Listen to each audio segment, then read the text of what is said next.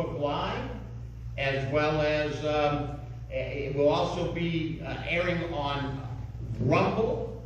If you go to Jeffco Patriots on Rumble, you will find it there. So we're happy that everybody that did come came. We're certainly happy that all 7 of the 9 candidates are here, which is, in my opinion, just fantastic. So before we even start, just give them a round of applause. That's a big thing. I always appreciate anybody that runs for office. It takes a lot of guts, it takes courage, and you're going to work. And that's it's a big thing, and it's a real commitment.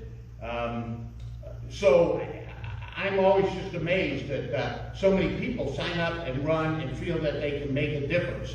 And what we're doing here tonight is to talk about those very things. The health department is a large part of our community. So before I get into just a little bit, what we're going to do first is pray. So I'm going to pray, and then we're going to go from there. At the Jeffco Patriots, we always start our meetings off with prayer, and we're going to do it here. Father God, we thank you for all you do in our lives. And we just ask you just to bless this evening. We ask you just that those that listen to this, and many that listen to it on the feeds and on Facebook Live, as well as Rumble, that they would hear these messages and that we would make wise choices for our community and understand what it is that we're doing.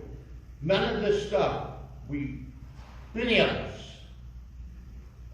all over our community as well as the country and the world, we complain about things and complain about things. And yet, when it comes to fixing it, many of us, most of us, don't have the answer. So we reach to you for that answer, because you are the one with it. And so we just ask you to bless this evening and bless this time together. In Jesus' name, amen. Amen. If everybody would stand, we're going to pledge allegiance to the flag. So move your hands. Move your hand.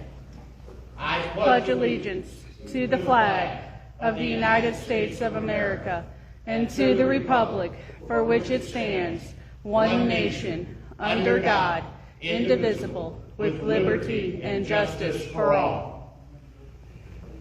Thank you all. Please be seated. And so, with that, we're on a bit of a time constraint because there's 7 candidates. And in setting up the questions, and I want to thank everybody that wrote questions in and gave me those questions.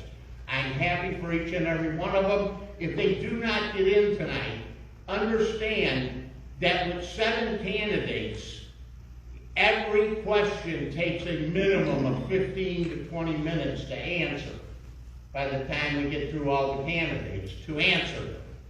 And so therefore, to make the debate fair and make it so that everybody gets an equal amount of time, it's going to run pretty quickly. So I tried to, as the person that was putting the questions together, I tried to put as many questions into one question as I possibly could without it becoming so confusing that nobody could keep up with the question. So that being the case, we're going to start off to begin with, and by 8 o'clock, I'm shooting to be doing the final remarks from each candidate. So that's what we're going for. We're going to start with some opening remarks to do that. A couple of housekeeping things, and we'll do them at the end too. We have mouse races coming up, and that's on February 18th. We have sold some tables. This is our fundraiser, and that fundraiser goes to support candidates. With Jeffco Patriots, other than our operating costs, and let me tell you, those are thin. Nobody gets paid, nobody gets any money, nobody gets a lunch, nobody gets a dinner, nobody gets an anything. It is what it is. Everybody's doing this here out of volunteerism and out of the kindness of their own hearts and their own generosity.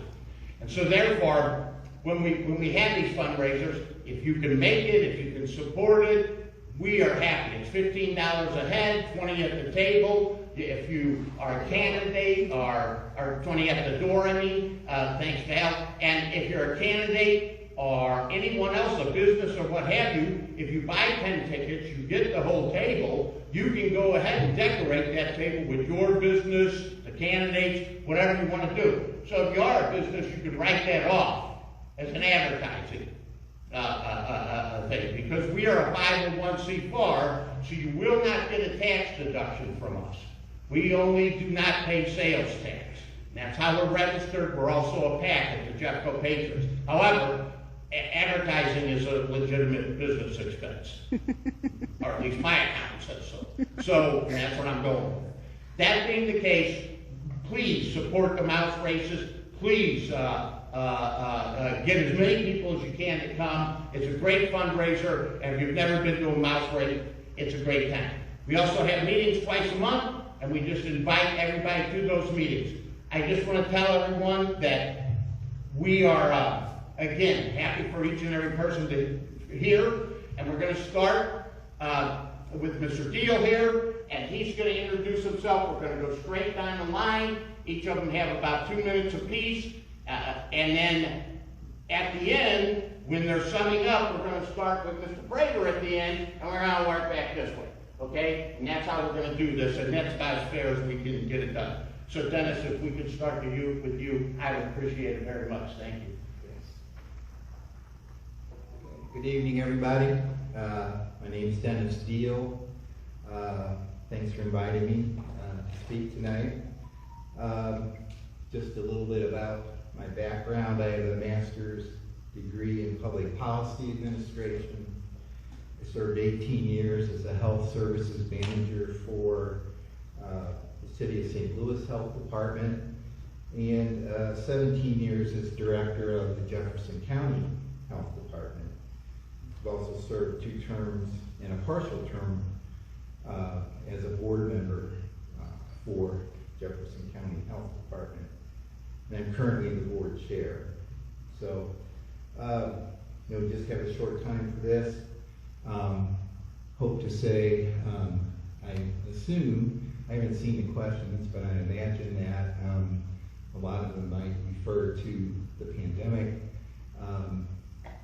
Fine, happy to answer any questions or, excuse me, give information on that. But I hope we get a chance to talk about all the things that the health department does for the community. So, thank you. Thank you, Dennis. Really appreciate it. Okay, and next, Tony, if you would get up and introduce yourself and tell us about you. Thank you. Hi, I'm Tony Dunaway. I'm the new kid on the block. All these guys have probably been around here forever. I've been in Jefferson County a little under 2 years, but long enough to see that there are some things we need to do better. There's a mind-blowing amount of money being spent by the health department that does not need to be spent on what it's spent on. Transparency, we've got to make this department completely transparent. I'm the only candidate that I know of that is an actual doctor, and I intend to bring that background and expertise to this board.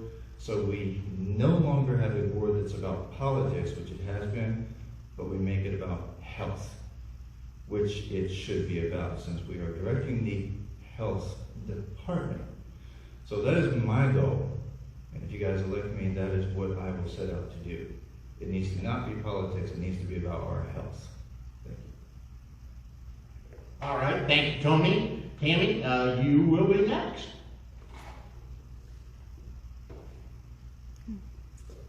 Hi, I appreciate all of you coming here tonight to listen to what we have to say as candidates. Thank you, John, for the invitation. I'm glad to be up here with all these candidates tonight. My name is Tammy Stidham.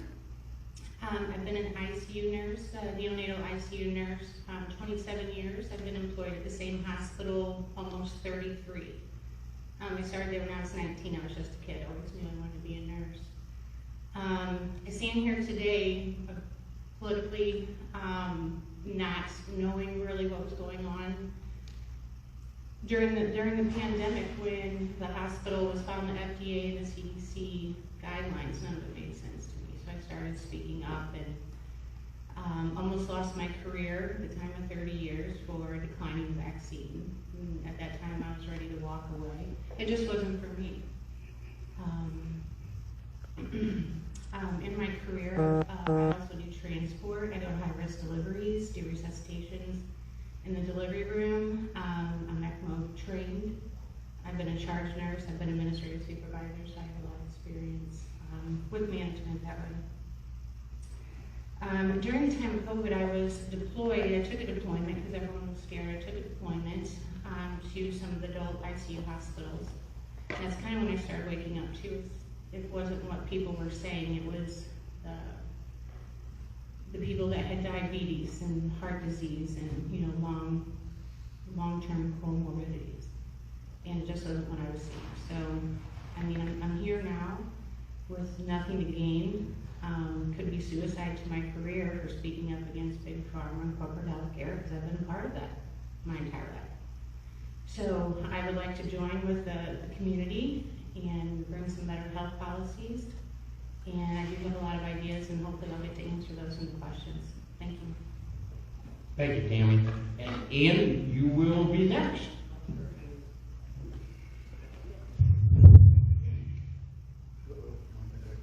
Okay, never mind, we'll leave that in there. My name is Ian McFarland. I'm the owner of Modern Weapon Systems in Fenton. I'm sure many of you know that I'm an arms dealer and manufacturer. The rhinos are so scared of me and the left that they have been attacking us already. They're frightened because I'm a constitutionalist. I do not take bribery. I take my job seriously. If I work for the people, I work for the people. There is no compromise for the Constitution, and your rights will never be infringed under me. Let's talk about the health department over the last few years. I'm sure a lot of you are asking a lot of questions of why everything's so secretive and locked down. Could you imagine a health department where we had regular meetings? You weren't forced to mask, you weren't limited by people. You could ask any question you wanted to ask and nobody would say, you can't do that. Or they'd kick you out. Or they'd bring the police department there to threaten you. Or they'd pass laws, or ordinances I should say, or orders as they put it, that would put you in jail or allow the health department to be its own prosecutorial government among the people. And in turn, they're not only the three branches of government, but they control everything about the county. There's only one man who stood between that happening in this county. His name's Dave Marshak, and we owe him a big round of applause. So if everybody would join me for a round of applause today. If it wasn't for him being a constitutionalist, much like myself, many of these things would have occurred under these two incumbents that are here today. It's time to overturn this health board. It's time to have a meeting with Ms. Vollmer. Allow the entire Jefferson County region to come to the biggest auditorium we can find and ask serious questions of her for an unlimited amount of time for an evening. If you vote for me, that's one of my biggest objectives, along with reining in the reckless spending, because I'm a businessman. This health department has been wasting taxpayer money to the tune of $40,000 for attorneys every month, along with not answering sunshine requests, not talking to the people and explaining what's going on. Instead, they've been secretively hiding everything, failing to communicate with people first, who the people give them the power of being the government. And it's an absolute disgrace how they've treated us over the last 4 years under these incumbents. And I hope that you'll join me in voting in people here who will put the Constitution first. Thank you. Thank you, Ian. Amber? Hello. Okay. Hello, my name is Amr Hassan. I live in Jefferson County in the Hot Springs area, and I'm a constitutionalist. My background is in biochemistry, biotechnology, and I also have a minor in chemistry. I graduated at UMSL. My main takeaway, or what I could bring to the table basically, is the ability to read scientific literature and break it down so that way people can understand what the hell is going on. For the past 3 years, because of the COVID response, people have been fear-mongered and have sold their rights away to authoritarian power grabbers that will overstand anything and everything the federal government or state government puts in front of them. If I'm elected onto the board, I promise you that I'm not going to do any such thing. Your rights come before anything else, and there is no way in hell that I would sell your freedom for a little bit of cash, or so that way people can, quote unquote, feel better without actually knowing what's actually going on. So those are my 2 cents. Thank you. And Shane. Good evening. It's actually an honor to share the stage with a lot of individuals here that have so much of a dynamic background. And I want to say, after being the state representative for the last 8 years, I hear a lot of people talk about, having to vote for, the worst or better than the worst candidates. And I think tonight we're actually starting to see, picking the best 3 out of quite a few that are qualified. So for me, it's an honor to be up here with a lot of you individuals tonight. I do appreciate being able to share the stage with you. So my name is Shane Rowan. I was the state representative here in the 111th District for Jefferson County for the last 8 years. Live here in Cedar Hill with my wife and 3 kids, my 3 little girls. Prior to that, I've worked in fire EMS and law enforcement, so much like some of the others, I came from a EMS background. My father was actually a director of health in Franklin County. So public health has been in my wheelhouse for pretty much all my life. Whether it was attending meetings with my dad back when I was still a kid and younger, to into my own career for the last 20 years being a paramedic. So I think over the next course, few minutes and over the next hour or so, we're going to have a chance to see where people lie on certain issues, and I think we're going to try to see what's actually important to the community, and I appreciate the opportunity to be here and share the stage with some of the other qualified individuals. So thank you. Thank you, James. And James. Hello, everybody. I'm James Prater. I am the secretary on the Board of Health right now. I've held that position, as secretary for the last 2 years, I think. I've been on the board since 2019. I chair another board that I've chaired for about 7 years now. It's Parsonal Cemetery. I've been on that board for, I said 7 or 8 in my questionnaire. I think it was more like 10. I've got a degree in network engineering, a very long background in IT, information technology. Been involved in several businesses. Had my own for about 8 years. Sold real estate for about 5 years. And here to help. Thanks. Thank you, James. I just want to remind everybody that you can go to our website at Jeffco Patriots, and you can find questionnaires also filled out by many of these candidates up here. I do want to say that there are 2 candidates that are not here this evening.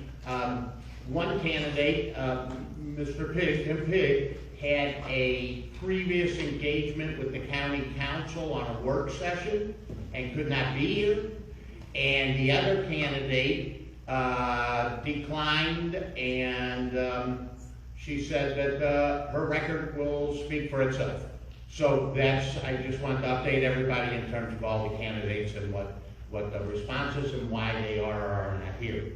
We're going to start off with the first question for Dennis, and then we're just going to go on down the line, like I said at the beginning. Some of the questions are just, I got lots of questions I went through, and some of them were just general information questions, so I put those questions up front so that they could be answered up front, and then we'll dig more deeply into different policies and what have you. So the first question goes like this, and this combined about 7 questions. What is the approximate revenue to the Jefferson County Health Department? Give 3 of its major funding sources if you can, and how many employees work for the health department, and do we know the yearly cost in salaries and benefits? And Dennis, you're first. Got a copy of our 2022 annual report. It's going to be available on the health department website. And so the question was, where does our income come from? It's right here in the report. Grants and donations, over $3 million. Program revenue, a little over $1 million. Other income, $118,000. Tax revenue, $3,800,000 and some.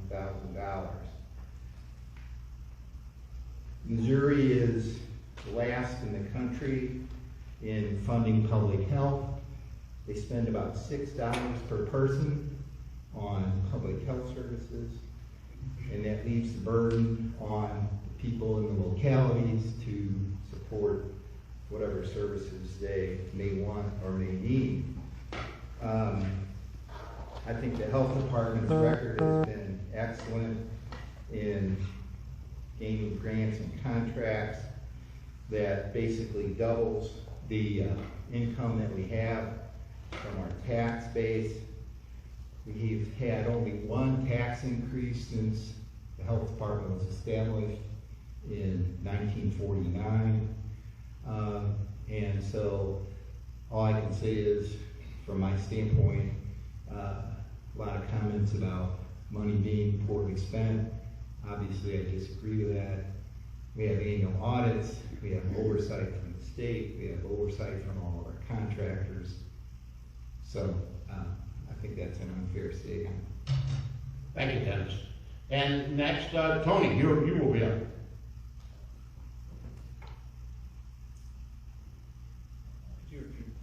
Sure. He hit a lot of it, so, you know, how much money comes in, where are the funding sources, and do you know how many people work there, and what's that total in salaries and benefits? Okay. So this particular information, obviously, I don't know the details of all this since I'm not currently on the board. So I'll have to answer as a citizen and what, from a citizen's perspective, I would want to bring to this question. I addressed part of it in the introduction where I said that I do believe there is a mind-blowing amount of money. It really doesn't matter that the health department has figured out how to double its income with grants if that money is not going where it needs to go to actually provide for the community. We can bring in, the health department can probably bring in much less, but streamline where it's all going, take care of the people in the community that need to be taken care of, and do a much better job, much more efficient. You know, being transparent with people, with all the citizens. If anybody has a question, you want to know something, instead of trying to cover it up, paying lawyers to do that, that's money wasted right there. Paying the lawyers, it's almost, I want to say redundant, it's just wasted money. So instead of trying to cover things up, make it transparent, that saves money. The money you're saving there, put into an actual program that can help the citizens of the county. I mean, that's what we are supposed to be doing as a health board, running the health department. We want to help the citizens to have their best health, not pay money, waste money into covering up answers. It just makes no sense to me.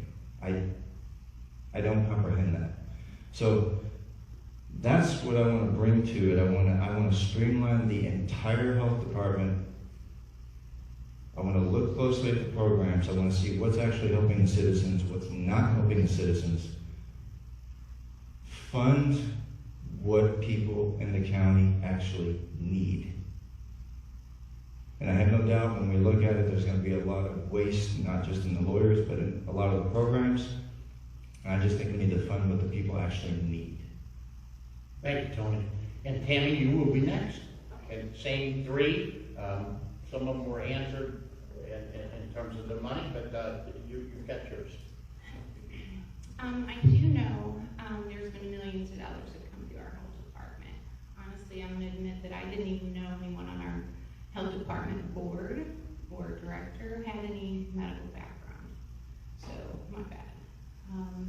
What I would like to see with the money that's coming in, I would like to tear apart, go through every single program that the health department offers. I think we need to kind of just take a step back and reassess what the community needs. And I know I've been to a handful of meetings, and I've never seen Kelly Balmer. I don't know if anybody else has met her or seen her, but I have not actually met or seen her. She needs to account, I think, for some of this money. I think a town hall meeting would be good to answer some of these questions. If I were elected, I would put a big X on the sunshine laws, and everything should be transparent.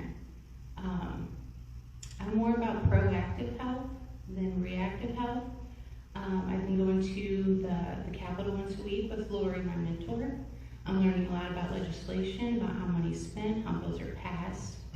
And I think we're going to need to change for where we're moving forward in the community with health. And one of it is we need to get back kind of to the basics.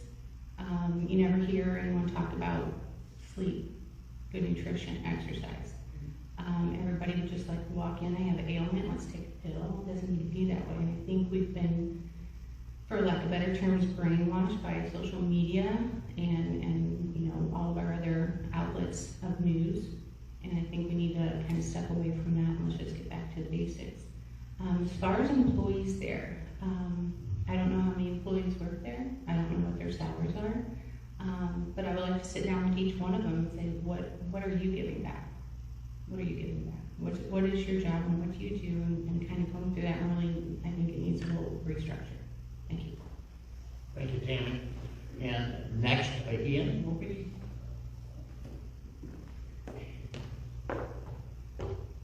So budgets, we talk about budgets. I don't work for the health board, I don't know what their budget are. They released an annual report. Last I looked, they haven't had an audit in 5 years, so I'm not sure if that information is correct, but that's on the auditor's website. I didn't ask you to comment, I figured you can comment later. I'm telling you what I saw on the auditor's website. If I'm elected, one of my objectives is going to be a forensic audit on the entire health department to every penny, where it went, who's got it, who got paid off, if there's any money that was misappropriated, there's criminal activity that happened, it's going to be found under my watch. I'm a business owner. I started out of my house on a kitchen table. I now run a multi-million-dollar company that I've had for 14 years. I do it by myself. I don't have corruption. I don't have a bunch of employees.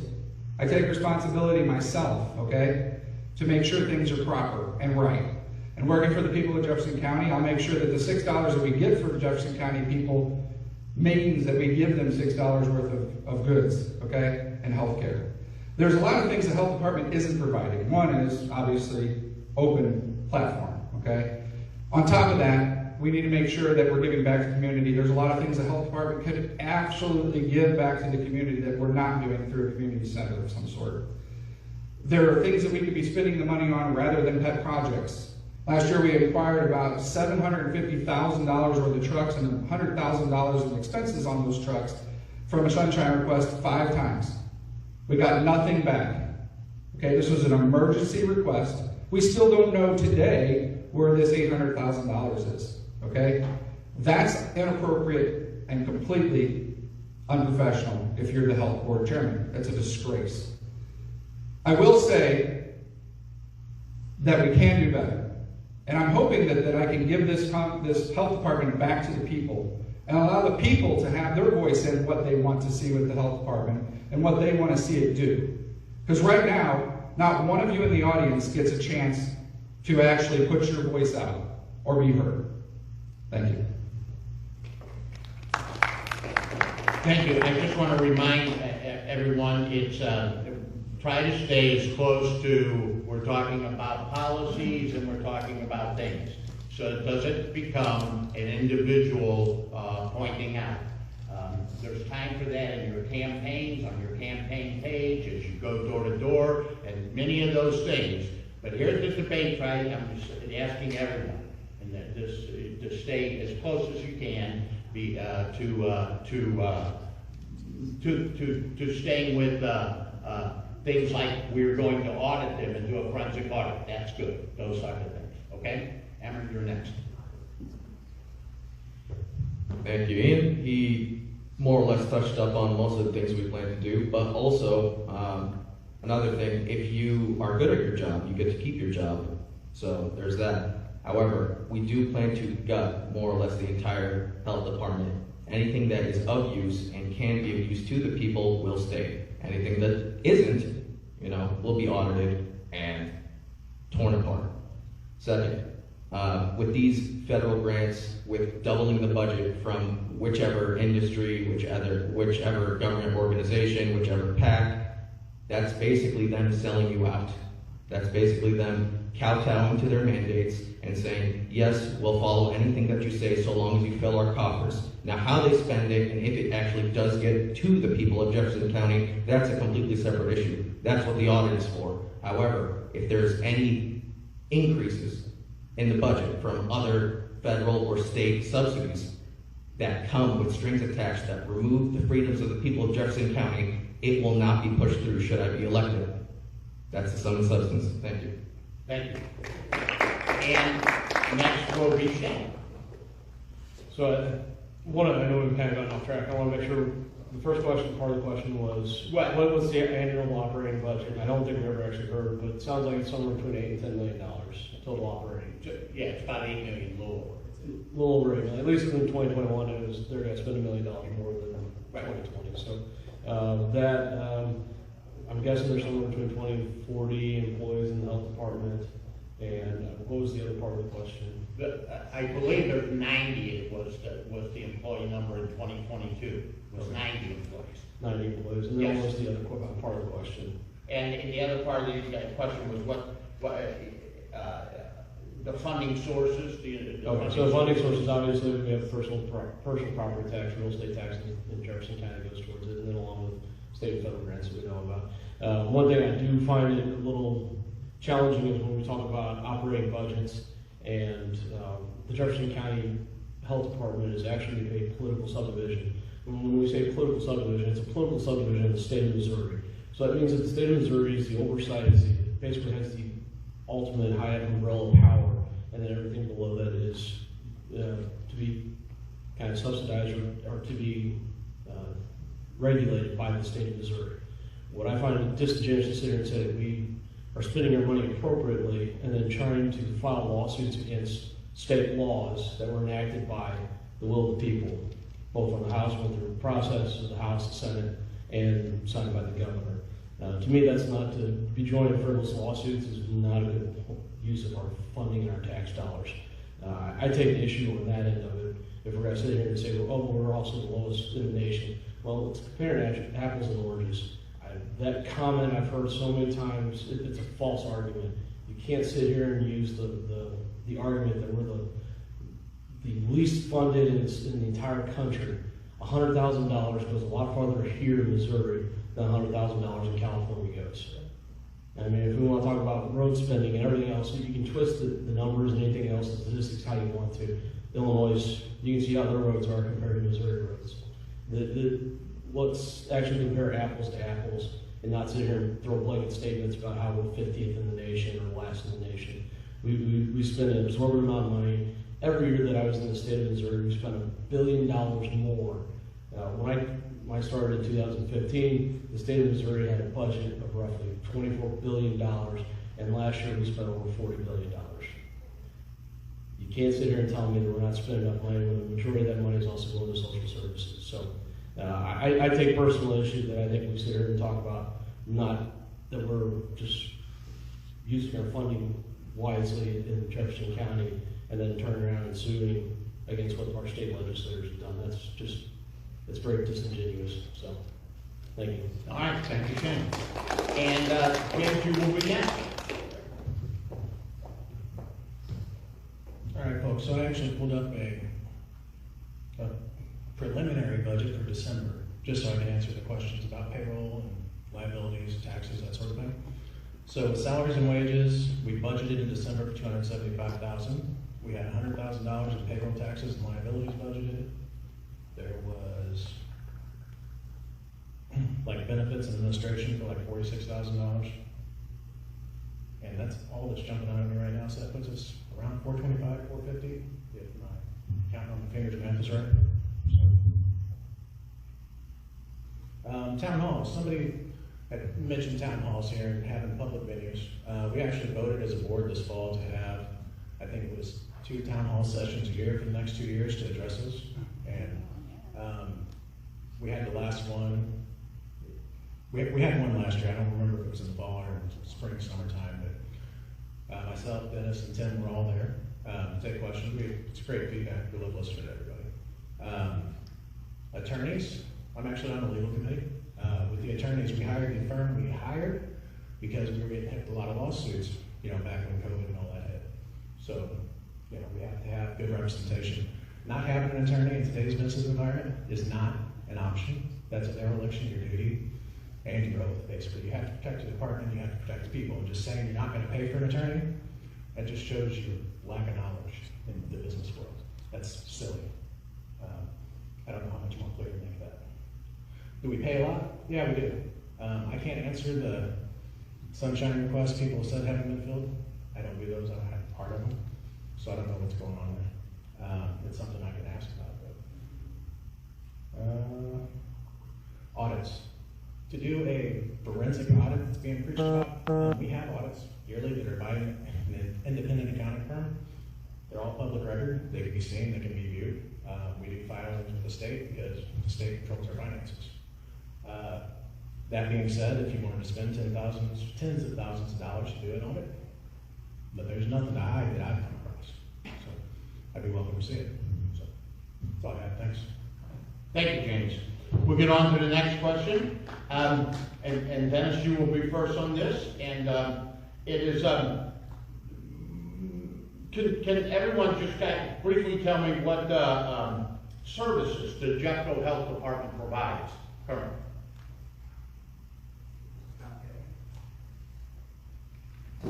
Again, I wish I had handouts for everybody here, but our annual report lists all our programs and services. And one thing I'd like to say is we get a lot of input from the community. We work with all of our community-based organizations in the county. We identify the needs of the people in the county and structure the programs to provide the services that are needed. And again, we have audits, we have oversight on all of those funds. I don't know how we can be any more transparent than we have been. Our meetings are open. They're televised for anyone who wants to watch, anyone who wants to come can come. We haven't turned anyone away. But again, as far as services are concerned, they're all listed in here, and in fact, I have another handout here. I'm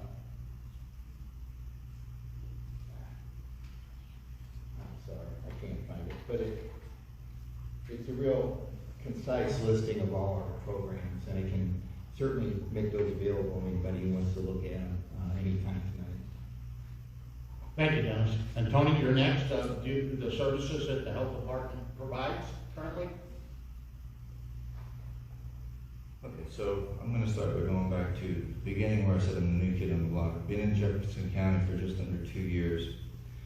I can say that I haven't had a lifetime in this county to be able to use the health department programs and see what all they have.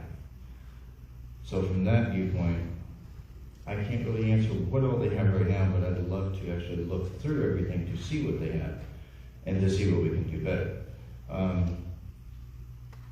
With that said, it's slightly off, but I do want to address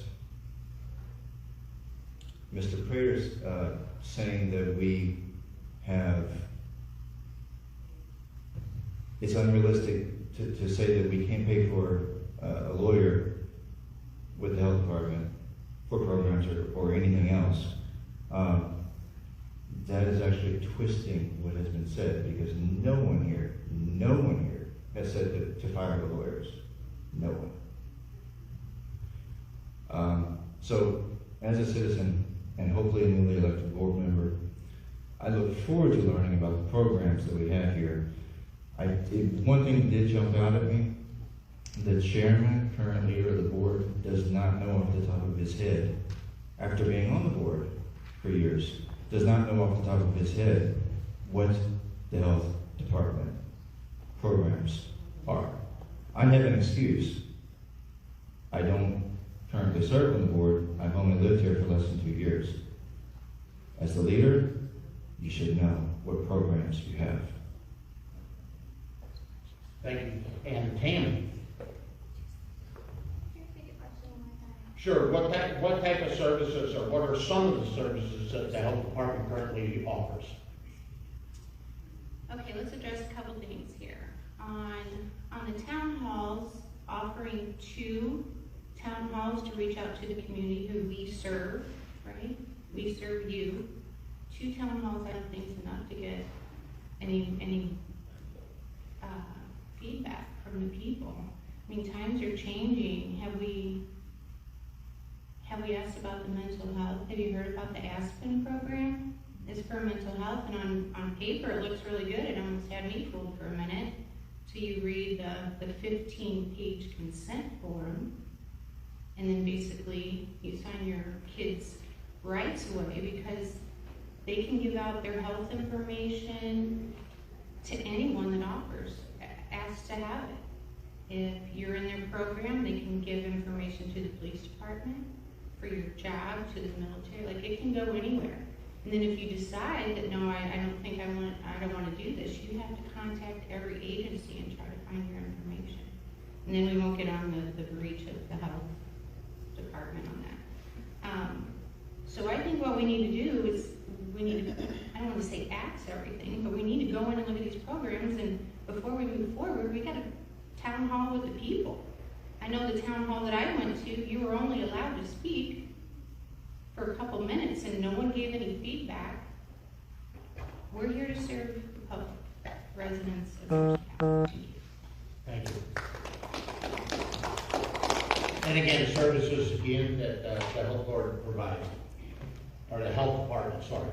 Yes, sir, no problem. One of the things I can tell you the health board doesn't provide is a secure data service for your data. And Mr. Prater is an expert in IT and security, and my question to them is, if they're on the board, how did your data just get leaked?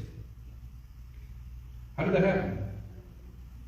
So we're sitting here today where we've gotten 400,000 people approximately been, circumvented their data on a server that's apparently attached to the internet and isn't secured properly. So we're giving people social security numbers out to people who can hack a server. We're not spending money on what should be being spent. Instead, we're letting the Jefferson County attorney who previously represented them fire them because they were so radical and crazy they didn't want to represent them anymore. Then they went and hired an attorney that's a friend of a judge for kickbacks. Everybody's heard of kickbacks, right? We aren't stupid. We know what happens here in Jefferson County, because if you continue to run for office 25 or 30 times and you work for St. Louis County and did the same thing, then clearly you must be benefiting somewhere. Because nobody makes a career out of running for political office unless they're bought and paid for, right? So, one thing I can tell you is during the meetings that we will have in an open meeting where people can actually talk and breathe and they're not threatened by police officers at the front door, we will have discussions with the public. We will ask the public what they'd like to see from their health department and what programs they'd like offered. Like maybe yoga classes, maybe a gym to work out in, maybe wound care, how to seal up a chest cavity shot from a gun, how to, cauterize wounds. I mean, there's all kinds of things we can do in little programs too for people, but let's talk to the community and again, allow the community to give their input to the health department rather than a bunch of bureaucrats try to tell the people of Jefferson County what they're going to get from them. Thank you.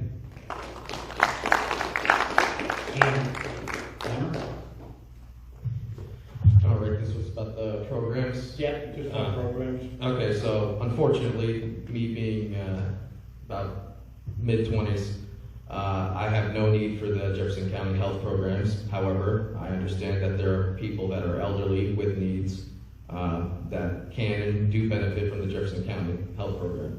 Now, I'm wondering how $6 gets stretched to be of extreme use to people, but that's a separate statistic.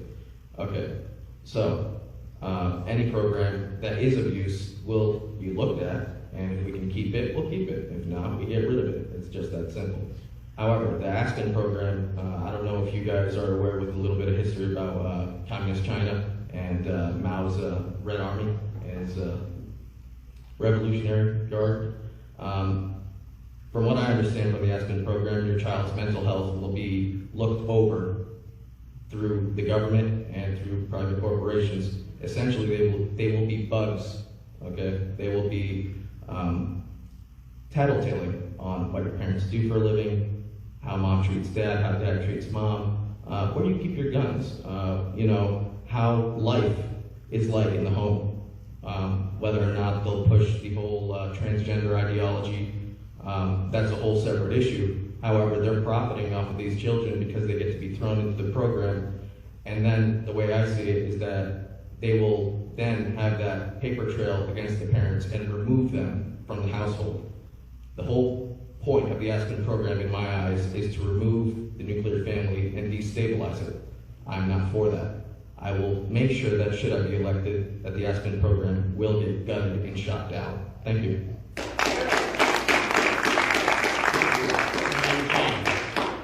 So some of the actual responsibilities of the public health department are, one, maintaining inspections of health of restaurants, making sure that they're actually clean, edible, protecting public health. That should have been like number one, set by individuals.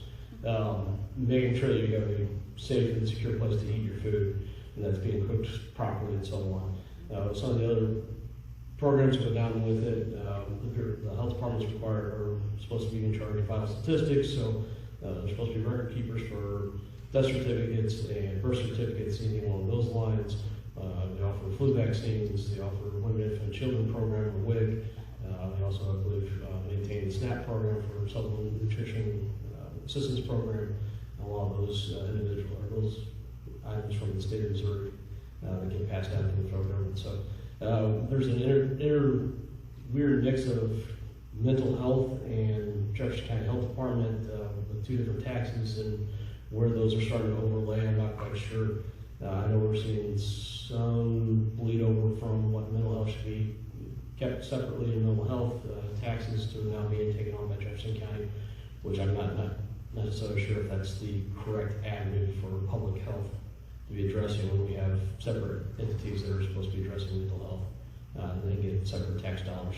One of the last things is environmental protections. They're supposed to be looking at things like the lead cleanup and issues along those lines, environmental disasters that help happen, and as well as planning for disasters and hazmat emergencies in Jefferson County being part of that process as well. So that's what should be done by the health department.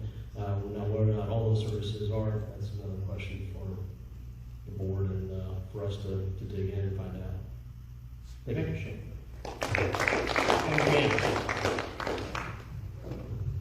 So the mental health service that is in Jefferson County is ComTree. It's not what the health department focuses on. We focus on medical. Some other programs and services. The neatest thing I found out about when I became a board member was the vector service. I really like the vector service. It's mosquito control in Jefferson County. Basically, mosquito and insect control. Anybody in the public can call in if you have mosquito problems in your area, and they'll come out and spray. They'll spray the neighborhood. It's what those fogging trucks you might have seen if you lived in a wet area, going around and doing. We do lead testing, food service testing. I thought Shane did a great job breaking down a lot of the services we do, so thank you. Child care, daycare inspections, lodging, labs, a lot of lab work. One of our big programs is an adult brain injury program, where we treat adults with brain injuries essentially. I meant to mention grants earlier. Your grants you apply for, they're pretty set in what they can be used for. So you can't bring in grant money and just use it for whatever you want. It's, ABC, 1, 2, 3, you gotta check all the boxes when you use grant money, so it can't really be used in the wrong way. The wrong way is a matter of whether or not you like the program, essentially. But thank you. Thank you, James. Okay, and since everybody's brought this up, we'll just skip to the question. It was going to be near the end, but we'll go ahead and take on it right now. There's going to be a significant amount of money spent on the Aspen program regarding the identification, referral, and follow-up on residents with mental health issues. The first question is do we have a need for this program in this county? Should we be promoting it to schools first, which seems to be what we're rolling it out to right now? And in reading the materials, there seems to be both an opt-out and an opt-in system. And so I'm confused as to how you have an opt-out and an opt-in system in that program, and that's within the 15 pages of the work. So those things have come up, that's what's come up on the Aspen program. So the questions there are, you know, should we be promoting it? Do we need it? Should it be introduced in the schools first? And can we fix the opt-in, opt-out portion, if indeed it is determined to be in the schools first? And then she will be first.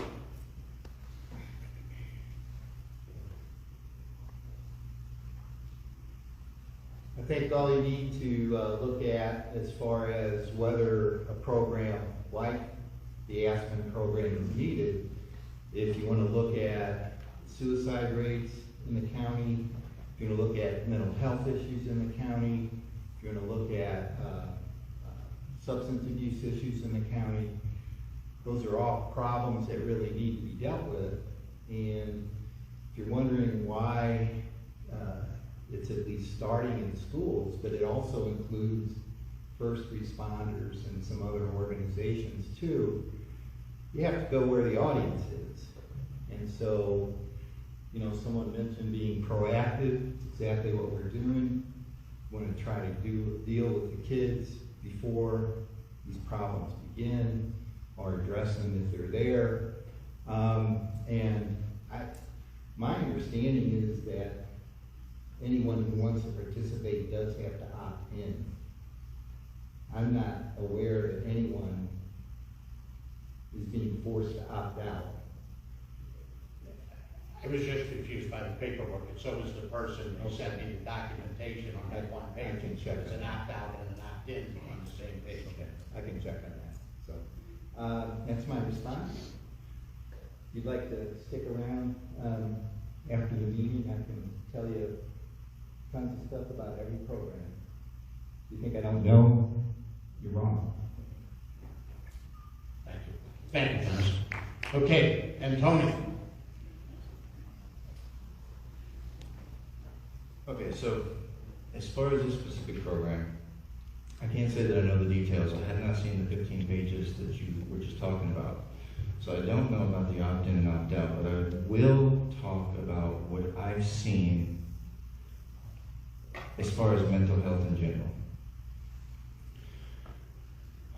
We do have a major need to reach out to help people in this area.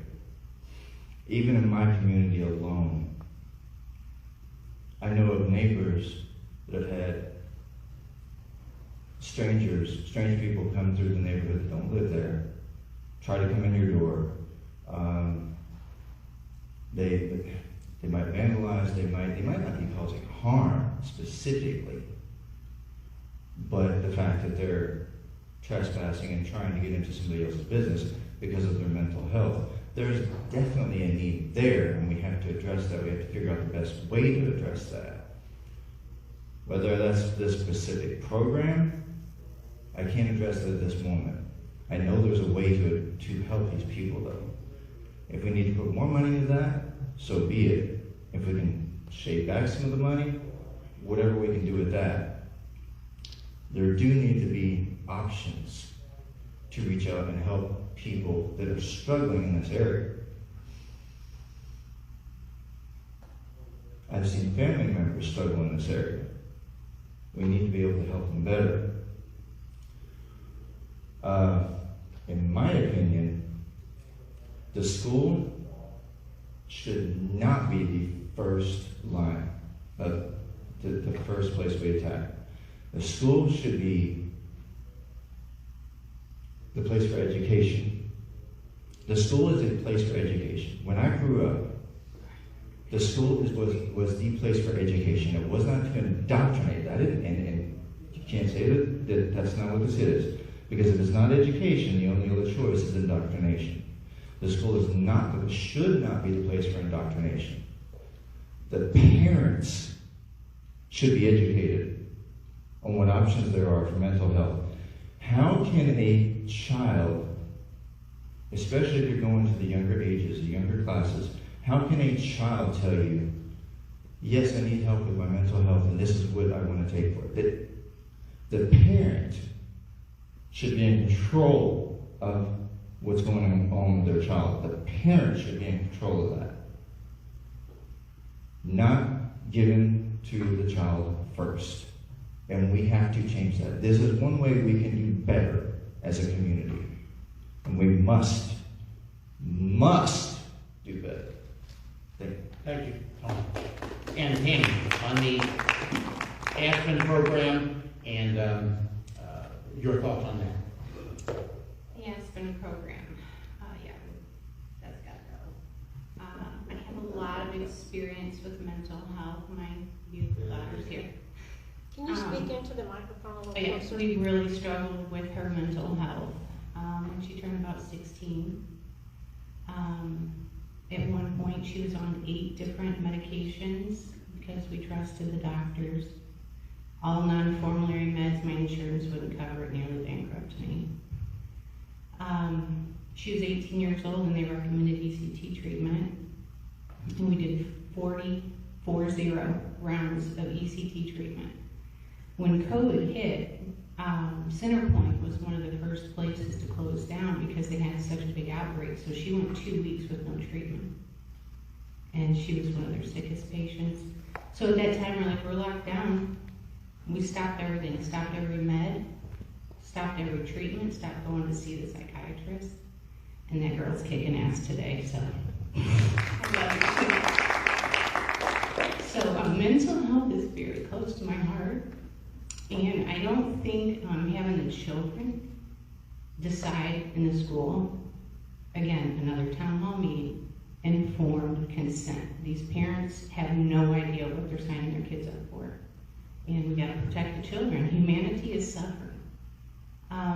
One town hall, I would like to have all the families that lost a family member in a nursing home that couldn't go visit them. That's mental health. We need to help those people. We need to help those people. So I'll be on top of this one. Thank you. Thank you. Thank you. Well, my position is this. We have a program that they're trying to introduce to the children through school. The first question I ask all of you as Jefferson County residents who are extremely conservative is, we have a need for a program to monitor our children. Where does that data go? Where is it collected? Where is it sent? What are the red tape? Who's the strings attached? What is the deal? And that's one of the biggest things I have a problem with. Any federal money that comes down with strings attached will be denied under me. I will be a strict no vote. But one of the biggest things I think we should be evaluating is our schools and our teachers. We have litter boxes in our schools today. And the teachers and the schools are promoting this nonsense of children being pets. I think if anybody needs a mental exam, it's those people.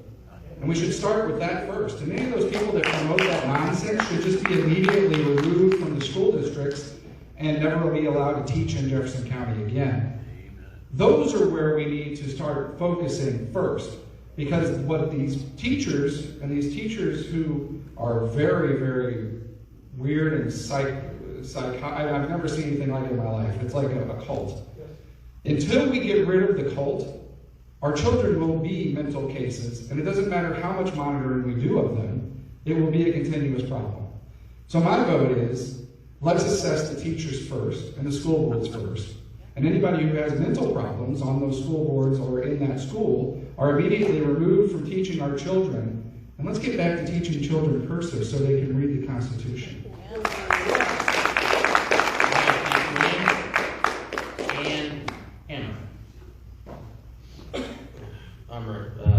Can you say the question again? Give me Sure. 2 seconds. It's about the Aspen mental health program, and the question was, do we need that program? Should we be promoting it to schools and school children as the first, as we introduce that program?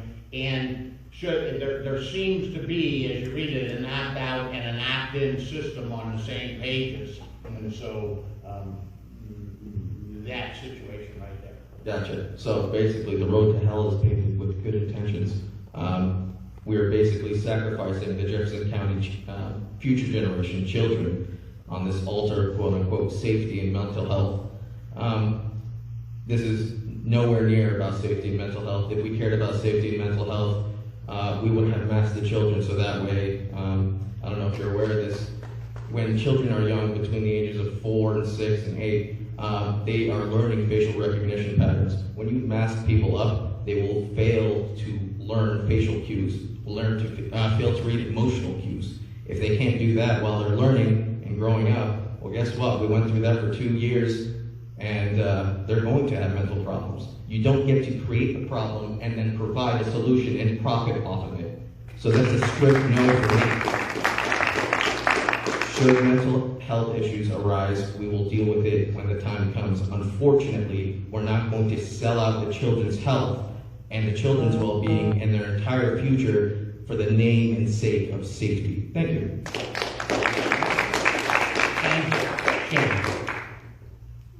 So honestly, I wanted to look a little more into this program. I'm kind of curious on what all it is entailing before I sit here and give a thorough explanation, because I haven't done enough research on it. Anytime I start worrying, when we start allowing government programs to start doing oversight of our children, I sit here and think back to one, it's personal responsibility, it's the parents' responsibility to take control of their children's lives.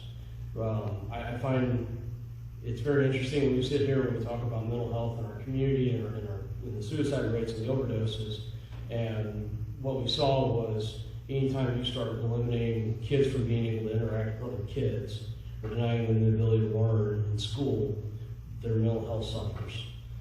We saw this in the last 2 years during the pandemic, where in 2020 we actually had more people die from suicides and overdoses in Jefferson County than we did COVID.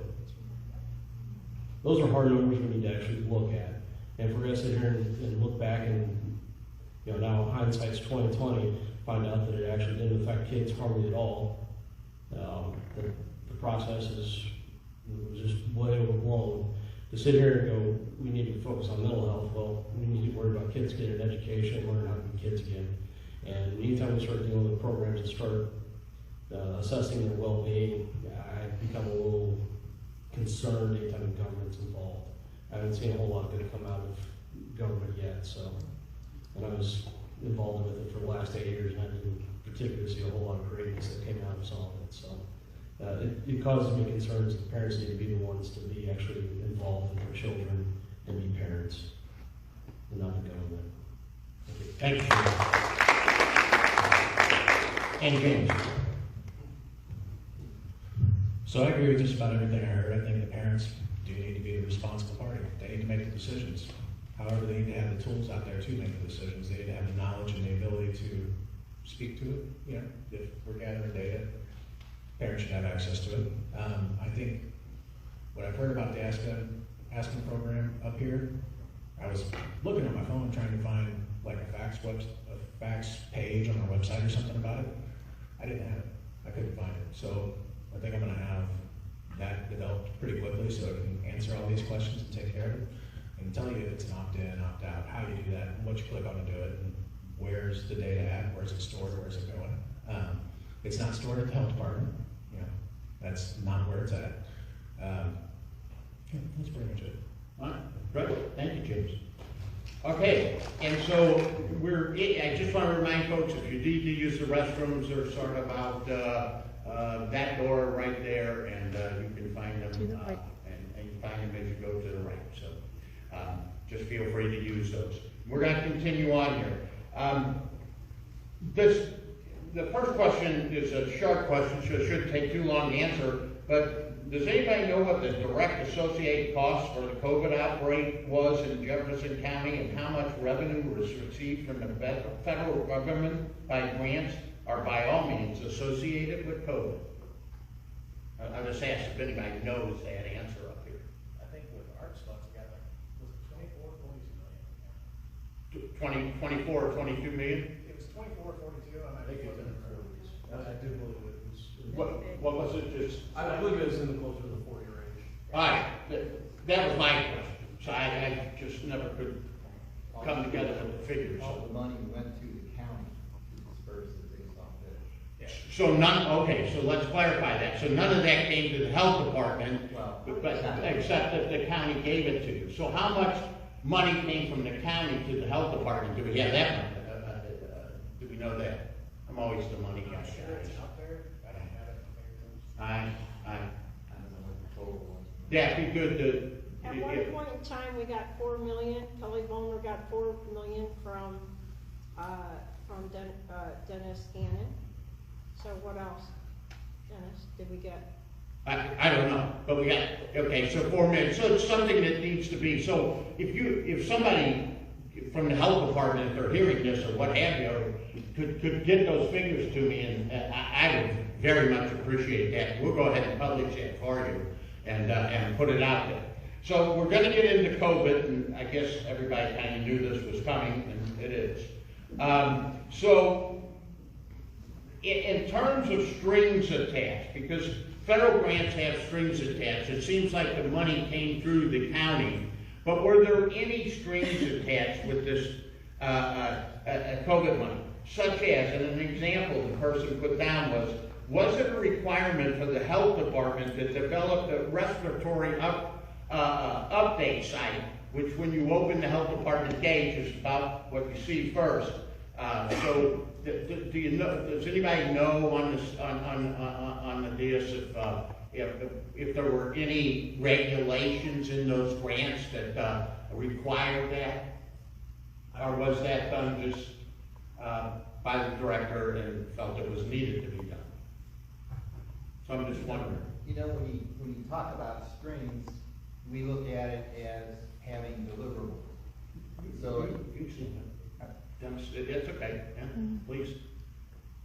now I understand people asking and being concerned about strings attached, but again, when money's made available, there are deliverables for how it's used.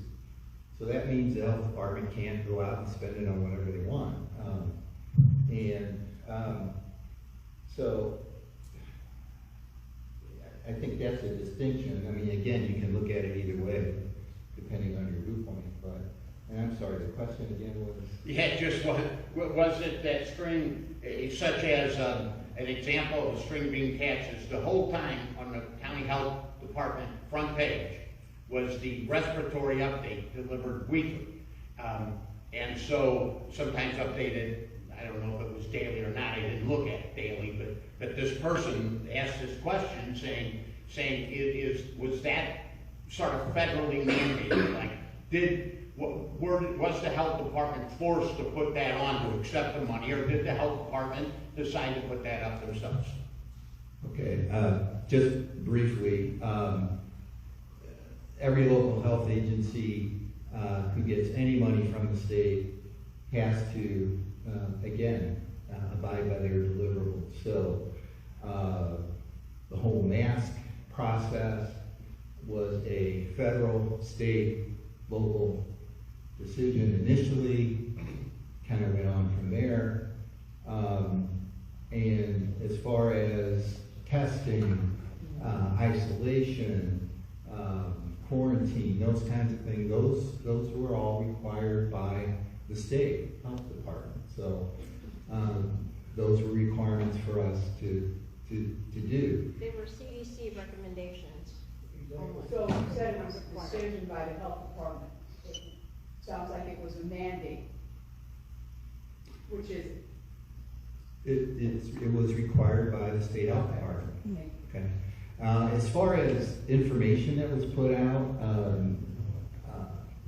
on our website or online, I think our goal there was just to make people as aware of the whole situation as possible. And so, you know, some of the things that were put out by us specifically for Jefferson County. There was data being put out by the COVID response team that was centered in St. Louis County, and then also by the state. So some of it was required, some of it was things that we just thought people should know or would be interested in. All right, thank you, Dennis. Tony, do you want that? Just going down the line with this one. So if you don't know, then that's okay. But the question is, we're going to have more questions on COVID coming up here. Okay, so What I, in my opinion, just heard was basically a non-answer, which I expect from people that have been in the government. What I can say is it does not jive with what I saw. But before Jefferson County, we came from St. Louis County. And I can tell you that in St. Louis County, the state wasn't mandating anything in St. Louis County. It was the God of St. Louis County, same page. Every citizen in that county hung on his word. Are the masks going to continue? Is he going to mandate vaccines? What's going to happen? What's Sam going to say? That doesn't jive with the answer we just got here from the leader, the current leader of the health board. So if his answer and what I personally saw in St. Louis County do not mesh, and he's saying this came from the state, there's a lie in there somewhere, and I'm just going to let that be. Thank you. And Tammy, you're next. What I would like to say about the COVID response is it was all driven by fear, right? No one talked to us about, okay, we're scared, let's come together as a community, let's talk about how we keep ourselves safe. Getting good sleep, good nutrition, exercise. Nobody was talking about those things. Make sure you're getting your vitamin D. They locked us out of the gyms. There's some medications that you can't get now, vitamin D is being one of them. I was taking a vitamin D injection every 8 weeks. We can't even get that anymore. And I was under the impression that the health board, and I may be wrong, functions independently from the state. So I don't know, correct me if I'm wrong. Right, or the county, like, so our health department functions, is that correct? Independently from the state? Yes. We're under the Department of Health and Senior Services. They function under chapter 317 under state Okay. law. They don't State have, law. they have guidelines, but they Right. function autonomously and not necessarily have to follow the DHSS recommendations. Okay. And so we didn't go to our community. If you want to wear a mask, you can wear a mask, but let's talk about what they do for you. And again, I have to keep going back to informed consent. Everybody kept pushing fear, and nobody sat down with the people and was like, this is the truth. This is the health. And another example, no one on the health board has any health experience. I've been in corporate healthcare for 33 years.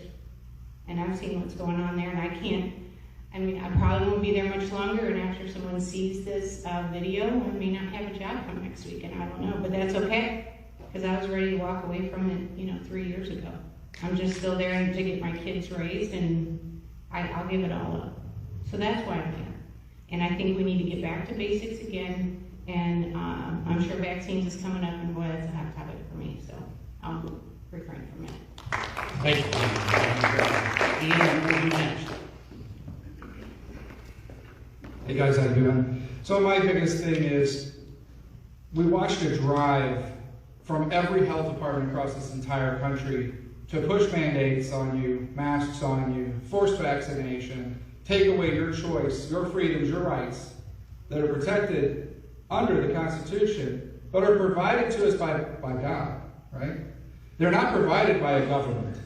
This health department has absolutely no power over me, and when I'm done dealing with their power, I have the right to take my power back, according to the Constitution of the United States of America, if anybody's read it. Yes. The things that happened came from corporate greed above. Yes. Every hospital was pay to play. Every person on the payroll in the Senate, in the House, was on payroll. And if you don't believe me, go look at what kind of house they live in with 8 kids. Go look at what kind of cars they drive.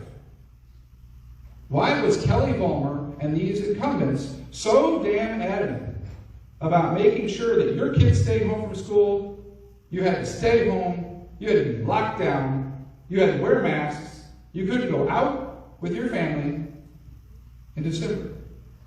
And let me make note, if you do search the internet and Facebook, you will find where I provided the public pictures of Kelly Vollmer motorcycling around outside of Jefferson County with her friends and family without a mask, eating in public places without a mask, shooting guns with her family without masks.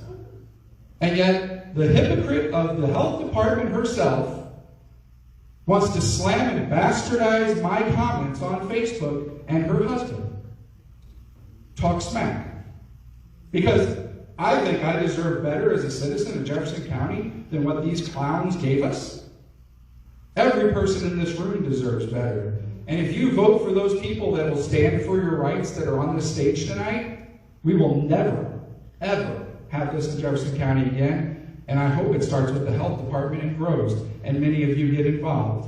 Because the more people in this room that get involved and kick these rhino clown, power-hungry pieces of turd poop out of our county, we will once again reign free of government oversight and federal control. Thank you.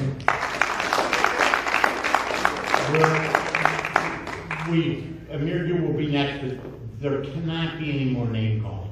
We don't allow it on our Facebook page at all. And it won't be allowed here either. I'm sorry, but those are the rules of the game. Damn, I should have gotten here earlier. Oh well. Okay. Again, so if people have time, you should Google psychological operations. This whole scaremongering of COVID for the past 2 years was all about control. Through fear, you could sell anybody just about anything. We did the same thing with the Patriot Act in 2001.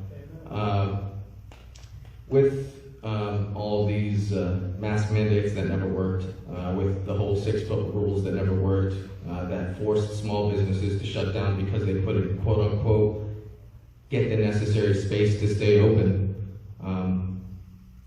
None of that will ever happen again.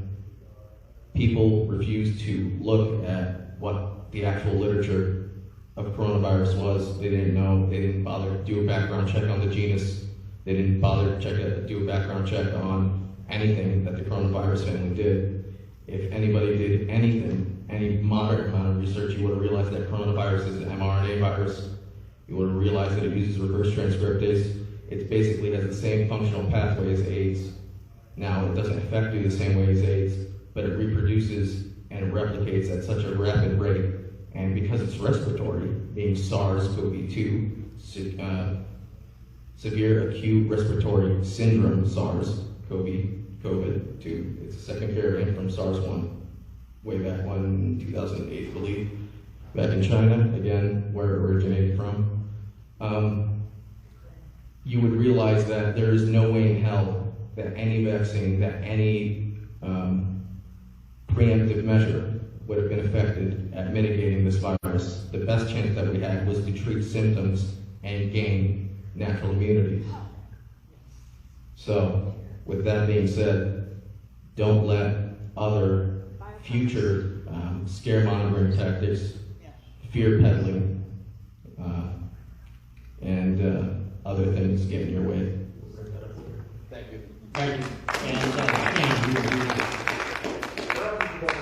What was the question? I have to go back and read it. Yeah, I'm. Where was this one? Where were you? It's emotional, right? Going through state data, realizing what an absolute dysfunction the state of Missouri was in during that time frame. So go ahead. What was the actual question? The question, as I remember it, this was the one I asked, I had asked about direct costs associated. He answered that, and then one of the strings attached to the money was the requirement of the health department to develop the respiratory sites in the open health department page. And then I don't think I've gotten to this 5th question yet, so that must have been the one. Okay, yeah, I think that was, and we went off somewhere, and at some point I heard something about DHS mandates.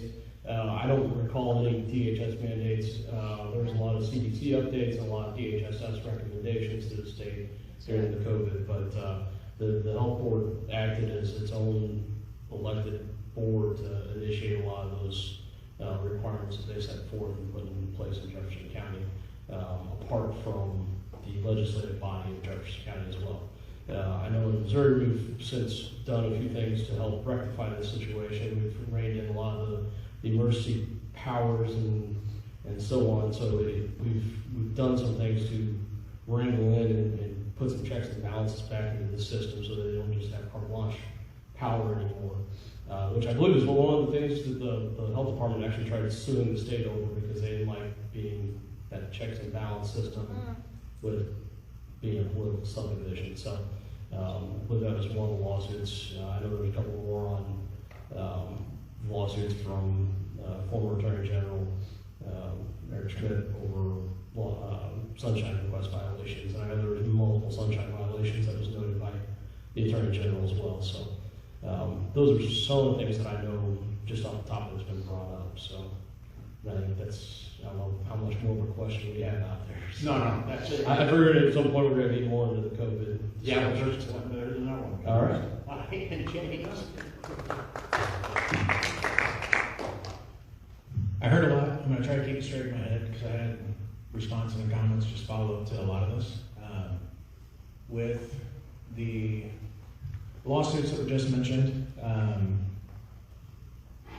there was the Cole County lawsuit where the judge ruled basically the health departments across the state could not quarantine. You know, we couldn't quarantine for any reason. They stripped that section of the RSMO out and got away with it. Well, this isn't just COVID. This is, hey, what happens if, you know, there's somebody saying something? Whoa.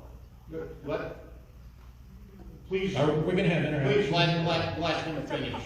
I mean, They're the ones running, and if those out in the audience or what have you would keep the side comments down, it would be greatly appreciated. Thank you. The lost train of thought. Complain about the state legislature stripping out arts as well. Yes, thank you. We did a resolution here in this county to do that, and specifically excluded COVID from that, saying we cannot quarantine for COVID. And this was basically right after that Cole County case went down. And you know, what happens if a big disease comes through? I mean, God help us, but if Ebola came through, you guys wouldn't want to quarantine for Ebola? I mean, that's not maintaining public health. That's just a wild out there. We also talked about, sorry, we off on a tangent, was my train of thought.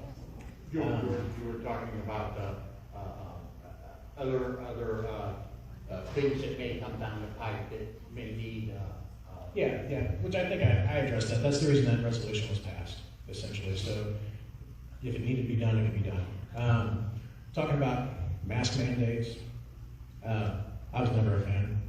I don't vote for them. We had the wool pulled over eyes in the very first one, where we were being threatened by the Gateway Alliance, whatever it's called, something that controls a lot of transportation funding. And our county was being told they were going to strip that funding out for Jefferson County if we didn't pass it. That was the first one.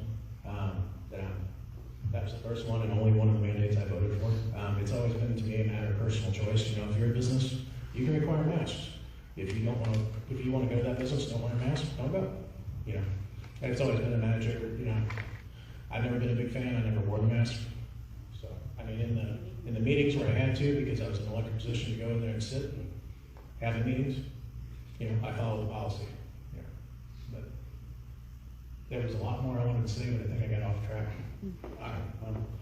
Thanks for what you did say.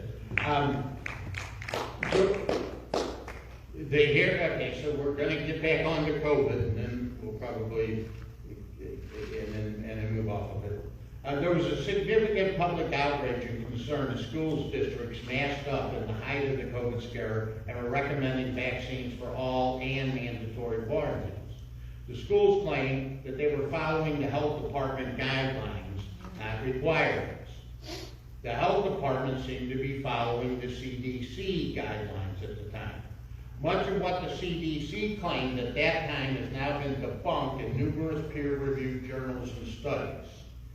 To your knowledge, was it mandatory for the health department, mandatory is the word here, to follow and recommend the CDC guidelines in any of the money that was accepted, in anything that came down in terms of attachments to funding mechanisms or anything like that?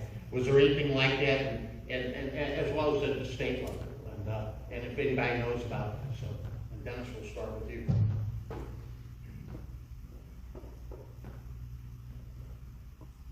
Okay.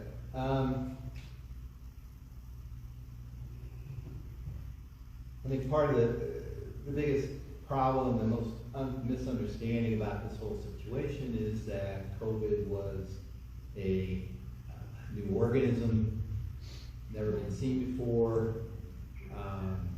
So we were dealing with an outbreak that was going on in real time.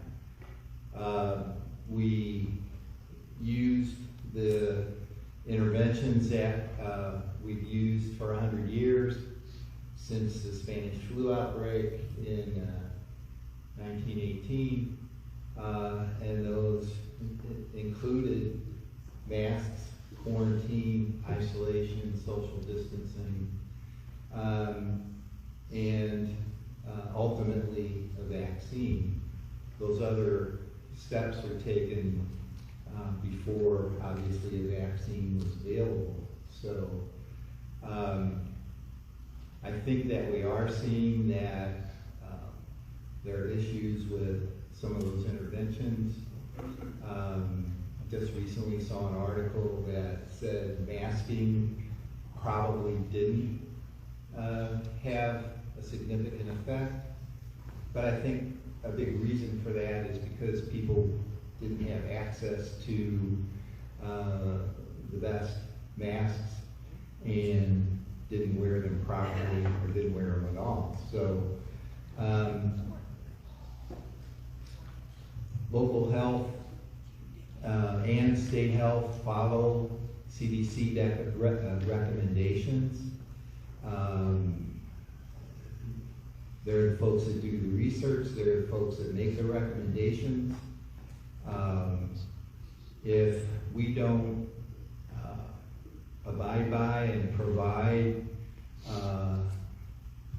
generally accepted medical practices, then we can be liable for malpractice. So I would say yes, we did follow the guidelines, CDC guidelines, the state guidelines, but obviously those have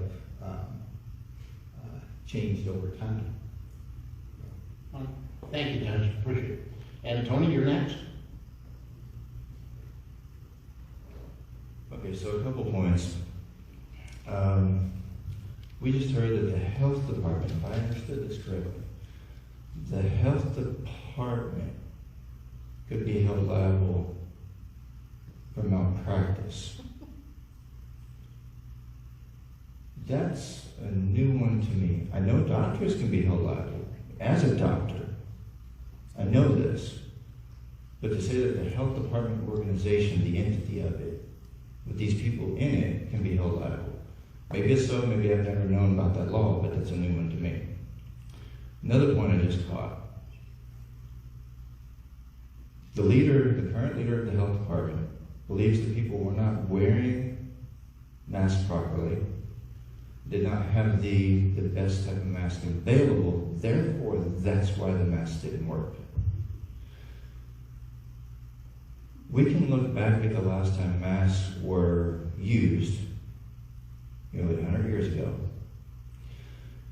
But no matter how far back we look, you will never find one shred of evidence, solid scientific evidence, that masks ever actually do anything. But we can, if we look at honest research, learn that masks don't actually do what they're claiming to do. It is literally a piece of cloth over your face that inhibits the flow of oxygen, period. Added to that, if the health department is looking at taking funding from some organization, a grant or whatever it might be, and they have this string attached that says, you must push this on the citizens to take our money. If we are already wasting money, why do we take money from that organization and accept that string? Stop wasting money. Then again, we don't need that money from that organization. We don't have to accept that strength. From my perspective, as leaders of the health department, we have to put forth we have to model what the citizens of the county need to do. If masks aren't effective, take them off. As the board members, take them off. If the vaccines aren't proven, don't use them. Don't push them on the citizens, don't use them. We, as the leaders, we have to model what we expect the citizens to do. If Ms. Ballmer is going to say, if you're going to come into this health department meeting, you have to wear a mask, even though the rest of the citizens are not, she needs to go. Period. She needs to go. And I'll leave this question here because I still see people walking around the county believing that masks actually do something. If we have so many citizens in this county that are not vaccinated and have not worn masks and we have not dropped dead yet, what are the masks doing?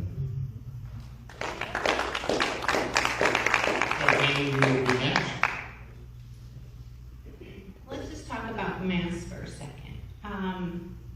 Up until COVID 3 years ago, I had not been asked to be fitted for an N95 for 18 years. The fall before COVID hit, we had managers, directors coming in to make sure we were all correctly fitted.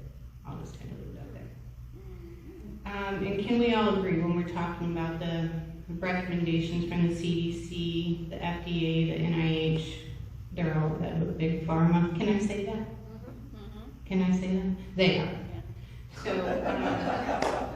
I don't know. Yeah, you can say it as long as So it's as not far as the calling mask, people names. I don't want to call nobody names.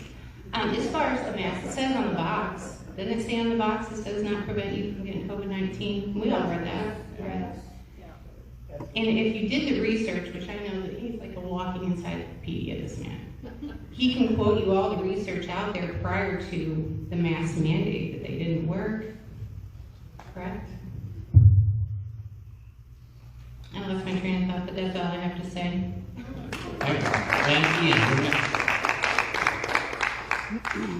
As many of you know, my business was persecuted heavily during COVID for my no mask policy. I never allowed a person in my store with a mask. And the reason for that is I have the responsibility when I sell a firearm to an individual to ID them and make sure that that person is exactly who I'm selling that gun to. I'd also make sure that I don't get robbed because obviously people running in a gun store with masks on is an extremely dangerous situation. I have my family working there. So, I was on the front page of the St. Louis Post-Dispatch. I had liberals attacking me daily, and I don't have a problem against people of different ideology, but when it becomes an attack based on untrue science and nonsense, and they try to damage and destroy my business and get Josh Hawley involved and say it all has to do with their father who's dead, and they're a great captain of the military, etc. It's disgusting. I then had Channel 4, Channel 5 do pieces on me, and to be honest with you, I never changed my policy. I stood my ground, and I said I'm not going to change.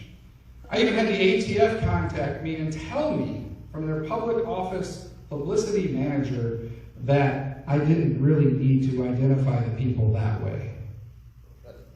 Oh, yeah? I told him he needs to quit his job. It's my decision because it's my business. And we do live in the United States of America. Now, you just heard one of the incumbents admit that they sold you out for money. So what's to say the other two incumbents didn't do that too? I know there's only one person on that board that I know voted no for everybody every time, and everyone wants to attack her. But at least she stood her beliefs and her grounds for the people of Jefferson County, and I think she deserves a round of applause. And when it really comes down to it, that's the problem with the current health board. They've admitted they've sold us out for projects. They sold us out, they spent more money than they needed on stupid things like a director that's getting paid way over budget, attorneys that are charging tremendous amounts of money that we don't need to spend. They're making moves and suing people and doing things that are not necessary. And they're talking about being liable if they don't force you to submit and give up your rights that were given to you by God. And if you don't submit, and they just talked about it, they just tried to pass another thing. I've got a piece of paper back here where they wanted to not only be the person that prosecutes you if you don't submit, but they will fine you and charge you with a misdemeanor and possible jail. This is the nonsense the incumbents are voting for, even as late as December and November of this year. Clearly, these people have an ideology that doesn't match 95% of the people in Jefferson County.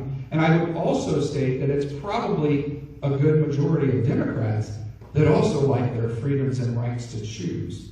If you want to wear a mask, go for it. You want to stick a vaccine that's experimental and has been proven for decades to be inadequate and improper through AIDS and cancer research, go for it.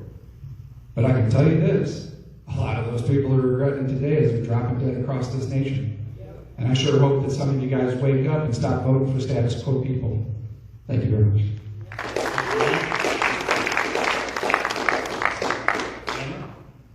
Okay, question again, just to refresh everybody and myself in by time.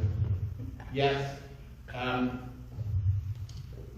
The end of the question was, to your knowledge, was it mandatory for the health department to follow and recommend the CDC guidelines? That was the question. Well, it was never recommended, or it was never mandatory for them to do it. They were just strongly advised, and they were given funding in doing so. That's basically the sum and substance of what it comes down to. Now, masks don't work.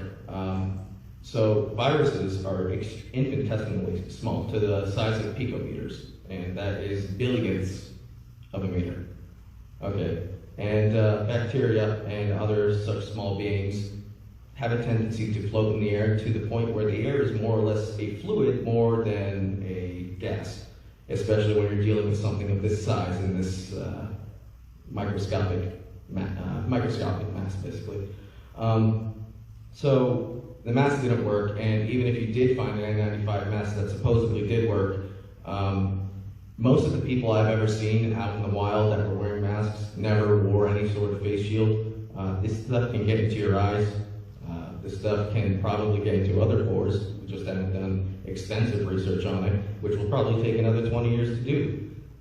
And it is very common medical knowledge that any sort of vaccine, any sort of medical treatment or medicine that is produced to the public market would be extensively tested for years to the tune of decades. Pharmaceutical agencies tend to lose $300 million on research alone for one product, and half the time it fails. They have to patent it, and if that patent runs out before they find anything that's useful, they have to dump it, and they sure as hell ain't gonna share that research with anybody else because they don't want to get scooped. So this vaccine that was produced through Project Warp Drive, I believe it was called, basically a 10-year supposed vaccine got out to the people in 10 months. It was used with mRNA technology. mRNA technology has been used and researched in lab mice and never got further because it would cause organ failure, because it would cause cancer. The lab mice died every single time. When the COVID vaccine basically gets into your system, there's graphene that is an inert, quote-unquote, substance that's in the COVID shot. That reacts with your heme in your blood, and it starts clotting. It's not a traditional blood clot. It gets a white fibrous blood clot. To me, it kind of looks like tendons. And that will fit to whichever pathway that the clot attaches itself to. Basically, what I'm trying to get at is that unless you're doing real research, unless you're looking at the data and understanding what you're dealing with, COVID is not a new disease. COVID is a familiar virus that we've known for years. This one just, quote unquote, acts strangely because it has a furin cleavage site that doesn't belong in the virus family. This has been engineered, and that's the whole point. It was supposed to infect people at alarming rates. Now, did it get out on purpose or was it an accident? That's up to debate, and it doesn't really matter. The damage is done. The point is, I do not want scaremongering and fear-mongering to basically be sold to the people to sell their rights away so that some organizations or health boards can increase their budget. There are other pathways to get health without selling out your rights. Vitamin D, zinc supplements, vasodilators just to treat the symptoms. Okay? Ivermectin helped. It helped my father. He was slumped. He was quite literally a man that never sits down, that never takes a break. Was slumped to a chair for 8 hours straight. I got him a dose of ivermectin, set it to his body weight, and within 8 hours, he was up and running again. So what I'm going to say is that this whole medical mainstream pharmaceutical bullshit shouldn't be shoved down the throats of the people of Jefferson County.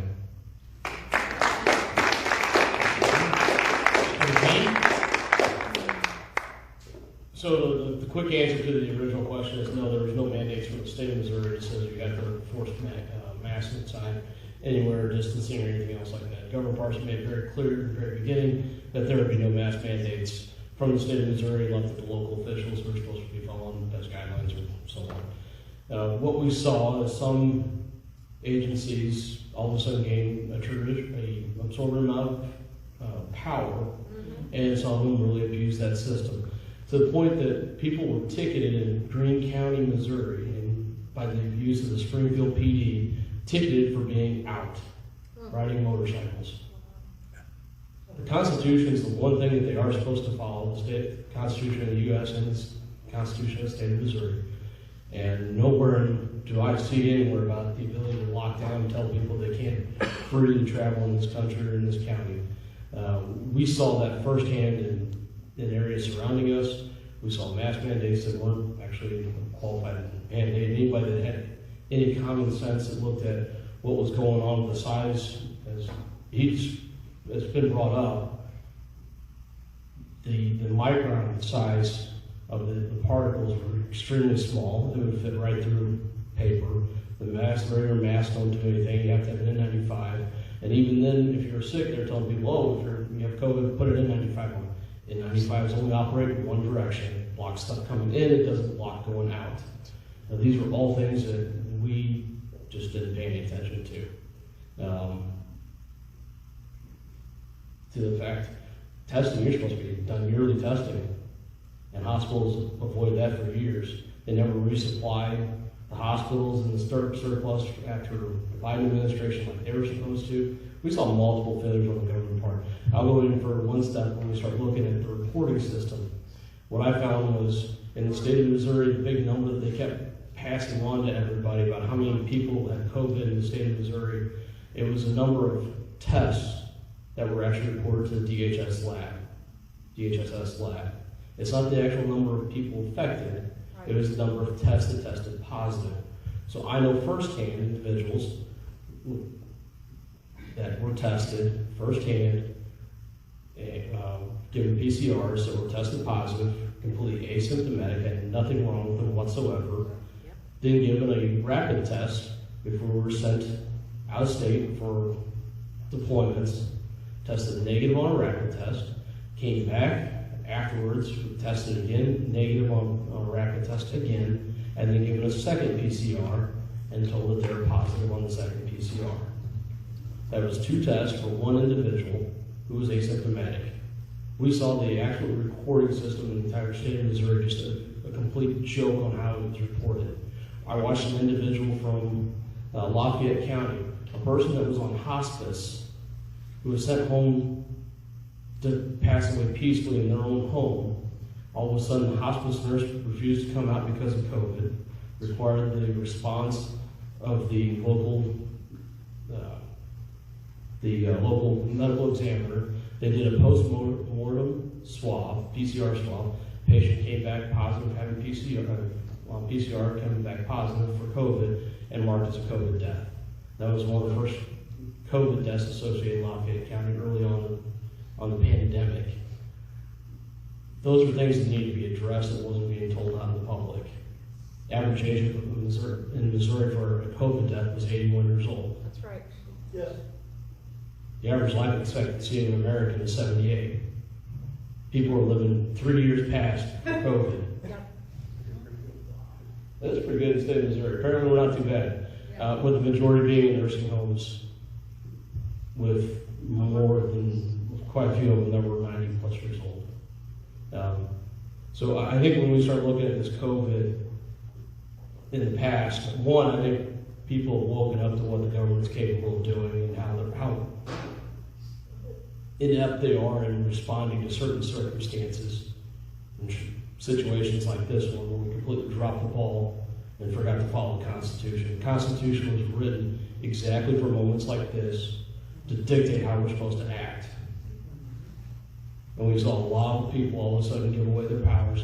And unfortunately, in the checks and balance system, it took the Supreme Court finally years to finally catch up and start saying, no, you guys overstepped your boundaries. That happened multiple times. It should have been done a lot quicker. Stuff should have been passed a lot faster to have that checks and balance system. We allowed way too many unelected and elected officials get by with violating their oath of office. And that's the discouraging part. And that's why I'm here. Thank you.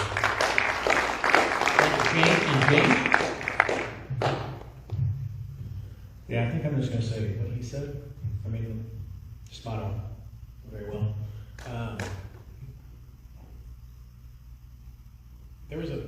I'm trying to remember the conversations that were going on. There was talk about malpractice. Malpractice is not limited to the medical field. You know, you can have legal malpractice, business malpractice, basically unethical or inaccurate or, you know, behavior that harms another. That's all malpractice. It's not limited to medical. I didn't like COVID. I didn't like the way it was handled. I didn't like the mask mandates. You know, that's no mystery. You know, pretty much I didn't hear much up here that I didn't agree with. So all that helps. Thank you. And there was a question here, but I'm gonna skip the question, but I am gonna make a comment on it and then follow up with the last one or two questions, whatever we can fit in. And the reason I'm making a comment is to get these other questions in also, not because I don't like these people. Question is this, is that several people have asked me concerning the website, and they were talking about the Resolution 22-01-27-01, which is the authority that the director has. And I want to point out to people that are on the current website at the bottom of the page, if you click the link, it's there. I also want to point out to people that there is a link at the bottom of the website page with the bylaws. It's on the website. And the approved minutes are also available on a link at the bottom of the page on the website. What isn't available, though, and I had a heck of a time finding it, and I never did, and I have a partner who's smarter than I am, not that I'm smart, but she certainly is, and she couldn't find when the next board meeting was and what time. We were having more trouble with that on that homepage than we were with any of these other things. So maybe it's just something that could get straightened out on the homepage as I bring this up, that there's a link there saying, hey, here's the board meetings for dummies like John. So, and you can even put a John's dummy link. Anyway, so that being the case, I do want to ask a couple more questions. And I really appreciate everybody for their answers and what we've done so far. And so the last two questions would be this, is number one, just a sharp question, hopefully, what do you consider the most important function of the health board? That should be first.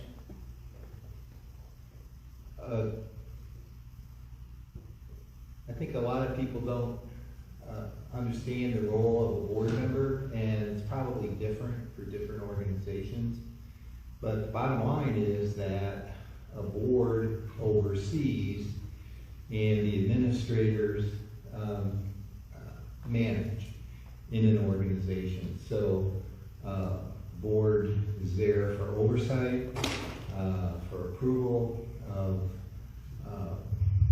the activities of the organization, and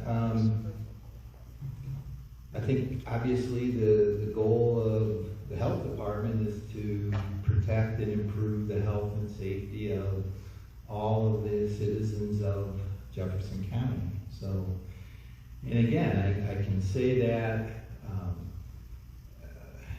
every activity that we do has been done through research to identify needs in the county. There's oversight for every program.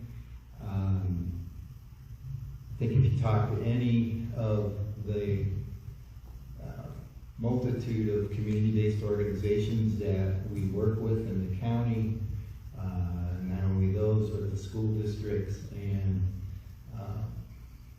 other organizations, I think you'll see that the feeling is that there's good cooperation and assistance from the health department. So, but again, I think the board is there for oversight and to make sure that health and safety of the citizens is protected.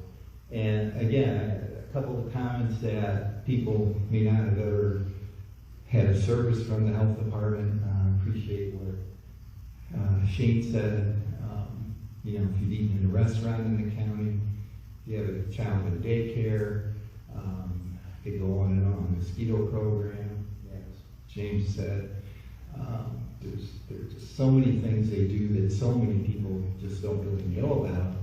And so, again, I feel like that's a part of what we do every day. Thank you, Matt. Okay, Tony, you're next. So this is about The most important function of the health board. most important function of the health board. Okay, so I can say this time I actually agree that the health board is there for the oversight of the direction of the health department of the county. With that said, my vision, if I'm elected to the health board, my vision is, again, the board as a whole needs to be completely transparent, unlike what it has been. The public needs to know every penny of income, every penny of expense, so they know where it's all going. There's no reason for it to be otherwise. The health board, since it is directing the health department, I think we need to look at the locations. Are we best serving the public in the locations that we have? Can we tweak that? Where in the county are the city, this goes with the programs too, which programs, which locations in the county, where is the health department more needed? We need to look at all this, and this is what the health department board of trustees should be doing. We should spend our time interacting with the citizens. I mean, interacting. Not saying this is closed for comments. Not saying the doors are closed. Not saying, oh, if you want to come in and wear a mask. No, interacting with the citizens. If the board is here for the citizens, why is the board not here for the citizens? It makes no sense. We need to be interacting and getting actual feedback from every single citizen that is willing to give us feedback so that we can continue to operate in their best actual health interests, not in whatever some gift giver says this is what you have to do, and not whatever some entity said. What is the actual best health interest, best practice for each and every citizen of this county? That is what the health board should be focused on, period. Thank you. And Tammy, you're next. So the question was, what's the most important Function of the health board. most important function of the health board? For me personally, it would be informed consent and medical freedom. And how do we get there is by education. The whole point of coming forward for me is let me show you what I can find in research, what I believe is true, what I've worked in for the past 30 years in healthcare, and give the people a choice. So for me, it's education. One of the big things I would like to, and we talked about the restaurants, going to the restaurants. I was the president of the football boosters, the Northwest High School football boosters for 4 years.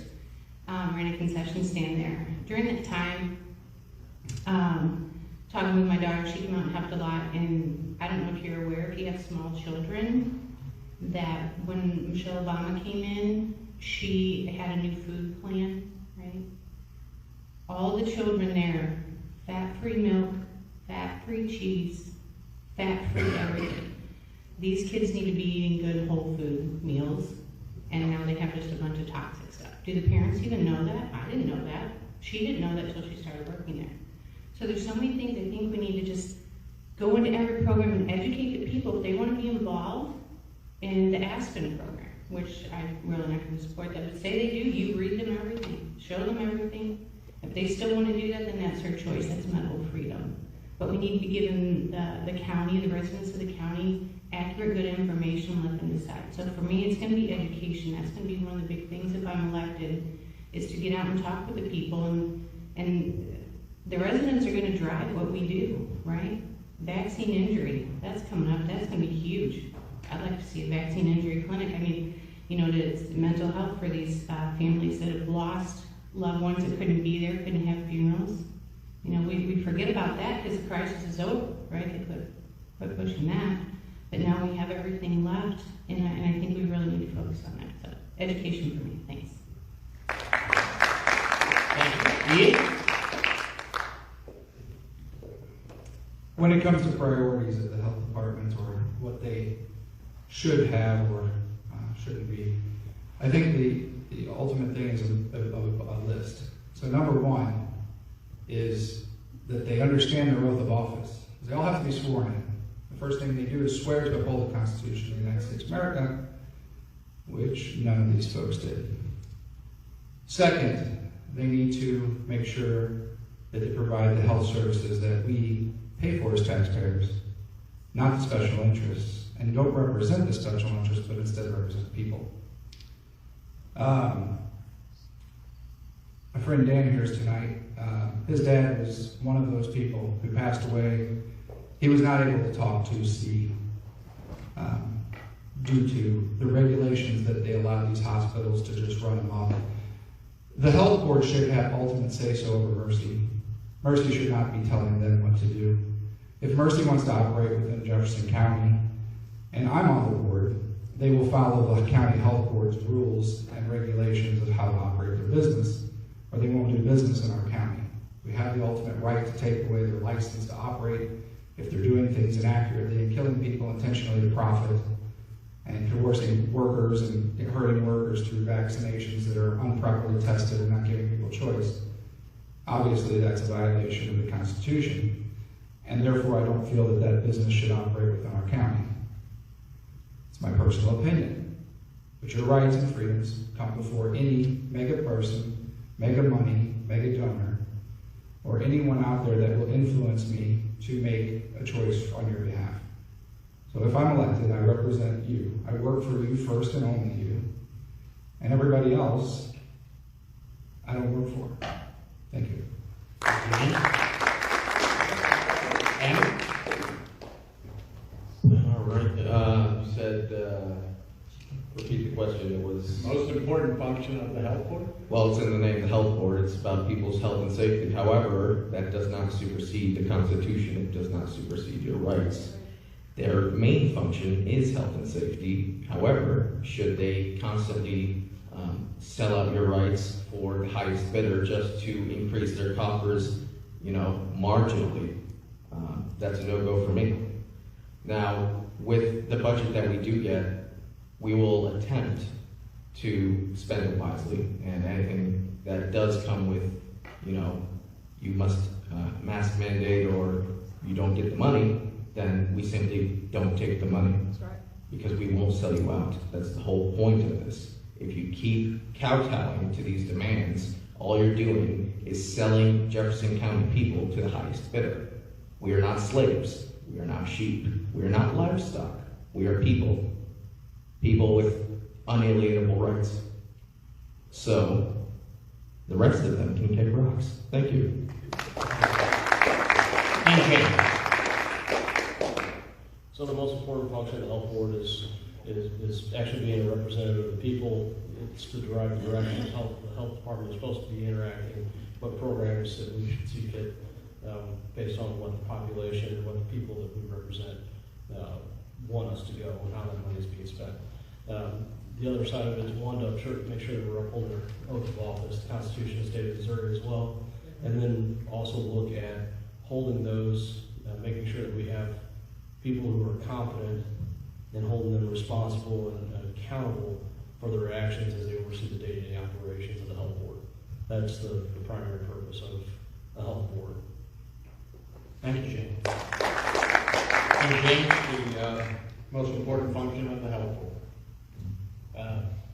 Advancing the health and safety of Jefferson County, I mean, it's right on the front of the webpage, it's what we're supposed to do, is advance the health and safety of the people of Jefferson County, and to listen, and to do what the people like, what they deserve, treat everybody fairly. I know I've heard some people talk about mental health. Mental health in Jefferson County is a separate agency called Country, so there's not a lot as the health board that we can do with mental health, so just keep that in mind. I didn't realize that when I first ran either. So that was something people had questioned and talked about, in 2018, 2019, and yeah, that's a big deal, let's get it taken care of. Well, guess what? It's not us. So, well, I say us, it's not the health department. So, I didn't know you got that. Oh, one thing I really wanted to mention that I didn't hit on earlier was, somebody talked about locations, where are we best served? That's incredibly important. I'm on the building committee with the health department. We just recently went through and basically did a physical audit of all the offices. We've got some changes coming. High Ridge is going to be closing. That's because, this is off the cuff numbers, but to treat a patient at High Ridge office was over $450. To see a patient in Arnold or Hillsborough was like $30 or $40. High Ridge was being extremely underutilized. But we're not forgetting about this side of the county. We've got mobile wellness vans, we've got dental vans. By wellness vans, I mean like medical clinics with irons on them.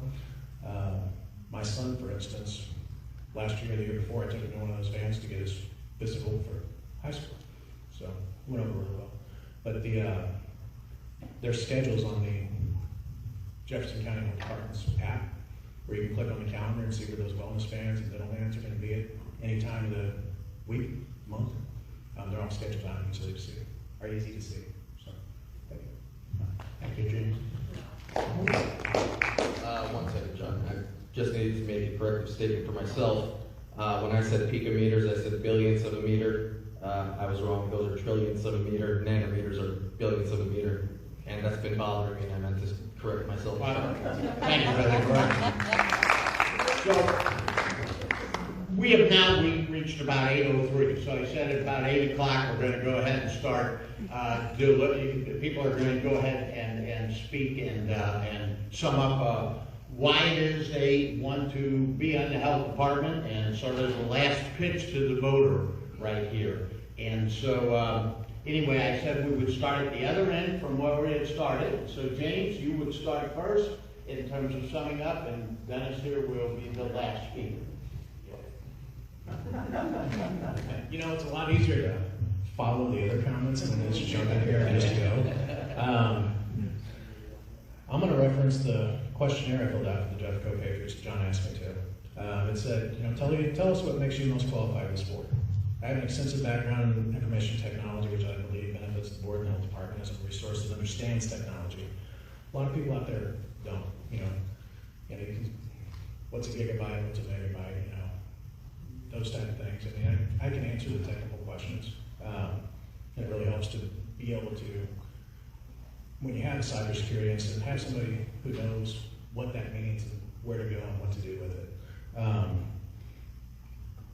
My current job role is a VCIO. Essentially, it's like a CIO for my clients. I've got like 35 clients I directly work with in an information technology capacity. Essentially, what that job is like an IT consultant. I'm ad-libbing my response here because I don't want to take that long to get it all out. I have experience in the medical industry. For several years, I worked for a company that provided contract therapy services like physical therapy, occupational therapy, speech therapy. I've heard numerous times that nobody has a medical background. I've also worked in the long-term care industry, managing nursing homes. So I've got a very diverse business, medical, technology background, and real estate really helps. You know, it helps to have a broad range of knowledge, and I've always thought that all through my life. I mentioned that earlier. I was chairman of another board. I've worked in a lot of different industries, both public and private, various sizes, and I've worked with and associated with folks that have run the ladder. You know, this work and life experience basically has allowed me to be an effective member of the board. Fine. Thank you very much. Thank you. Yeah, I'd say starting off first, kind of. Yeah, so, with the diverse background that I've had, I came from fire EMS, both as a paramedic and a firefighter, deputy sheriff, still carrying a commission. I've held many different offices in those capacities of responsibility to the people. So I have a lot of medical background that we're talking about here in public health and education. With a master's in public administration, I have that policy background as well as the last 8 years of protecting the rights of the House of Representatives, serving as chairman in both of public safety and corrections and public institutions for the last 5 years. I've had that background, that knowledge to understand how government operates and to work to make sure that we provide the best service to Jefferson County and continue to serve the people of this county and being the most transparent, and holding them accountable to the best that we can. That's the only thing I can sit here and say what I try to do is, or as much as I will, is you'll have my word that I'm going to try to be open and transparent. We will be open and transparent, and we're going to get ourselves out of a lot of frivolous lawsuits. We're going to make sure we're going to start holding people accountable for their actions in the office. We're going to make sure we have competent individuals running our offices, and taking a look forward to working with the other board members and providing the best care we can for Jefferson County. So, thank you. Thank you.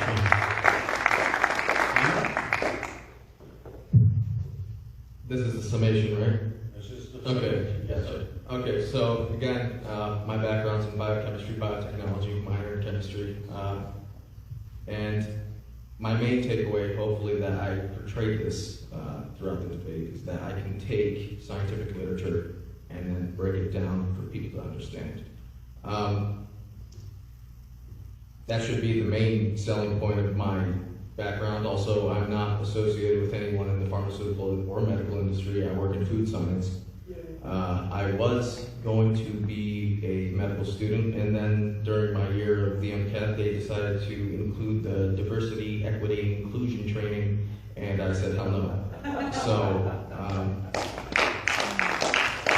I will not capitulate on my morals. I will not sell out the people of Jefferson County, and if the current board had such an extensive medical background, then I would be amiss should they not at least do some basic research on what the coronavirus actually was and change our livelihoods for 2 whole fucking years. Excuse me. All right. Have a good night. And Ian, you're next. I don't bring any medical to the health board, but that's okay because we don't need everybody to be a medical expert. We need people with common sense. We need people that put the rights of the people first. I'm obviously a businessman now. I'm a lot like all of you. I worked 3 jobs. I taught at a college. I was a technician that worked at Audi. Started my business after a union issue where they blacklisted me from working in the state of Missouri anymore because I passed one of the best union policies for our people. I'm a fighter, obviously. With that, the union and the Dealers Association blacklisted me. So I could no longer work in St. Louis, and I started my company off my kitchen table doing $1 million in sales the first year. During that time, I was still working as a technician at Mercedes because I could work in a non-union shop, but it was about $10 less an hour. And then I was teaching at Rankin College in the evening, teaching children in school, which, believe it or not, I actually got to do that. how to work on cars and how to really work on cars, not just GMs and Fords and 20-year-old technology, but I would teach these kids stuff that wasn't even in the books. Because I wanted these kids to understand what was important to them going to college and what they're going to see in the future, not what they're going to see 10 years ago when they get out in the real world. And one of my students actually went to work for Nissan, became a union technician within 2 years after spending quite a few different classes with me. I think it's important that this health board change. I think there's a lot of departments in this county that need to be changed. We need to get rid of the same old names on the ballot. I'm sure everybody goes to the ballot every year, a couple times a year, and they look at that ballot and they see the same exact people running again for a seat because they have no other talents, or maybe they went to school forever and they're the smartest people in the world, but there's clearly a purpose behind them being part of that group of people. It isn't because they're just by themselves. It's because there are certain power brokers within Jefferson County that think they must run every detail of Jefferson County. And I can almost bet that every incumbent on this stage tonight and the incumbent that didn't show up tonight is part of that little group. And I've known about this group for about 25 years, and they've tried to bankrupt me because I ran against one of them. And I will tell you that politics is a very dirty game. And I'm prepared, and I have a good arsenal of very highly regarded attorneys if anybody wants to play games again. They've already started spreading rumors about me being a cocaine addict. I've never used cocaine, been in my hands, seen it in my entire life. I've never used drugs except for when I was a kid. I did smoke marijuana for a year. It made me extremely stupid and I stopped. To today, I think marijuana legalization is the dumbest thing we could do to our culture and our young people. I think it's a disgrace that we've sold out our youth and our people to the use of drugs. Many of you don't know that my ex-wife became one of those drug addicts through doctors and prescriptions. And so I'm very much against big medicine because it's a culture shock that is tearing apart families. And it's something that needs to be reined in. And it is something that the health departments of Jefferson County can do. They can investigate doctors who are prescribing drugs to people for recreational purposes instead of actual medical needs, or people who have abusive issues or have been in jail 15, 20 times. And they can petition the state to have medical licenses removed if that's the case. And I believe that there are things out here that can change if we all try. And instead of being about me, it needs to be about we. Because the people of Jefferson County deserve to be represented and fairly given what they pay taxes for. Nowhere in the Constitution does it allow somebody to worry about their funding before your rights. And with that, folks, I ask for your vote for myself and Amr. I brought Amr to run for this because of his intellect and his strong constitutionality by several guns. He's a big gun advocate. And he impressed me so much that I begged him for a year to run with me. So if you'll support both of us and anybody else on the stage that you think is a very similar person, I would appreciate that. Thank you, folks. Thank you.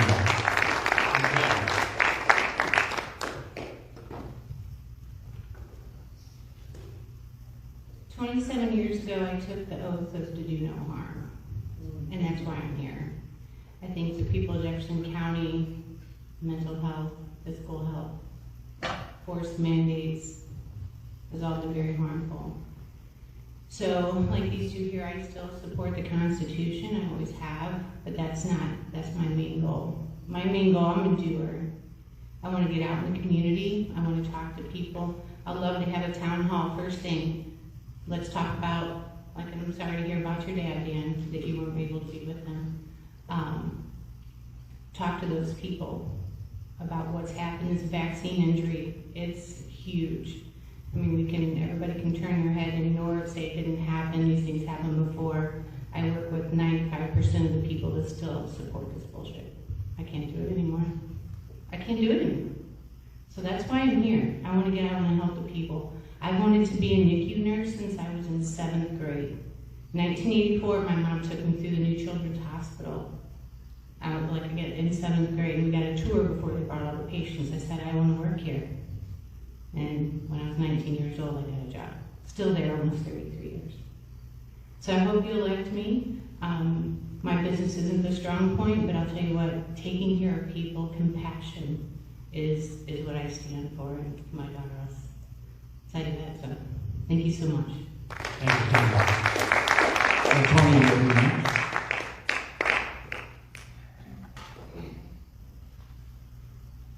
Okay, so even though I'm not a lifelong resident of this county, I come to love this county.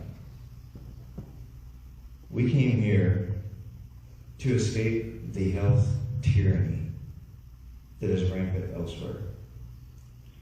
We came here for freedom, as has been mentioned in the Constitution, which other places are trying to just shred like it never existed. We came here and we started enjoying life under the Constitution until certain guys tried to take it away. I'm not coming from the approach of sitting on multiple boards and running businesses for decades. I don't have that experience. But what I do have is a passion. My life's passion is for the health of each and every one of you. I got exposed to the dark side of health when I was growing up. Grew up with asthma, in and out of the hospital, stayed in New Jersey. They tried to take me from my parents because I was in the hospital so much. They used to have me on asthma medications, and they never helped. As an adult, I learned to become a personal trainer. Inside the gyms, seeing the other side of things in gyms, saw the corruption in there. I was there for the people's health. The gyms weren't necessarily operating for your health. I got a little disappointed in how that operated. I became a master of nutrition. Thought I can help people's health this way. Again, I saw the dark side of things. So I pushed it further, became a doctor. I'm a holistic doctor.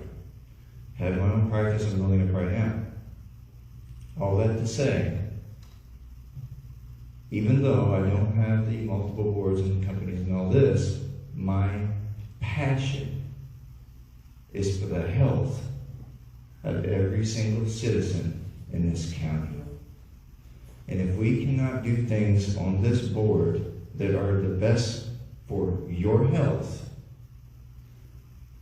that person doesn't need to be on this board. So I ask for your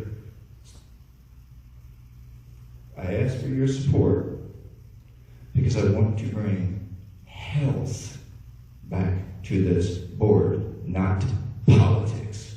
Thank you, Tony. Dennis, you will be up.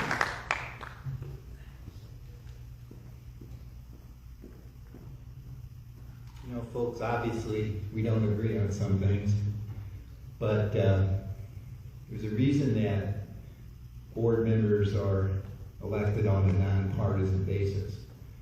Politics has been mentioned pretty frequently tonight, and politics has no part in public health.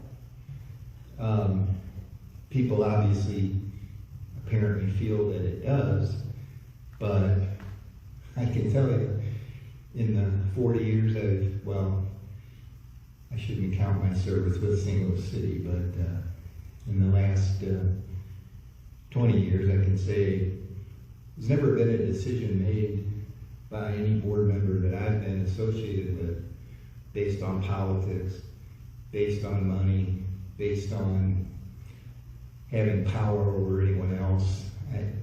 Those things just don't happen. And so we obviously view things from a different perspective. Again, I'm trying to say that we go out and identify needs in the county, we get input, we do town halls, we do all kinds of things to gather data, identify needs, look for programs that can fill those needs, It's not that we're chasing money, we're chasing the ability to provide the services that the people need in the county. And unfortunately, a lot of folks just don't know a lot of what the health department does. And you know, one thing I can say is, yeah, I'd certainly like to sit down with folks. That's why I'm here tonight, to talk about where we're coming from, why there's questions or issues that we don't agree on, and see if we can find some common ground. So, one thing I'm a little concerned about is there have been some things said tonight that just can't realistically happen. Not that I wouldn't want them to, not that I wish we couldn't do some things, but there are just some things that just can't happen. And so I think that when we look at the board members here, we're not there for anything other than provide public service. We're not paid, we spend our time, and just try to do the best we can. So I wish we could all find some more common ground than we have now. If there's a way to do that, I'd be happy to work with anybody to do that. So, thank you. Thank you, Dennis. So I want to say, first off, thank you to each and every person for all the candidates. So just give them all a big round. Coming here and facing questions for anybody is no easy task for anybody. And so, regardless of whether we agree or disagree, these people had the courage to come here and do this.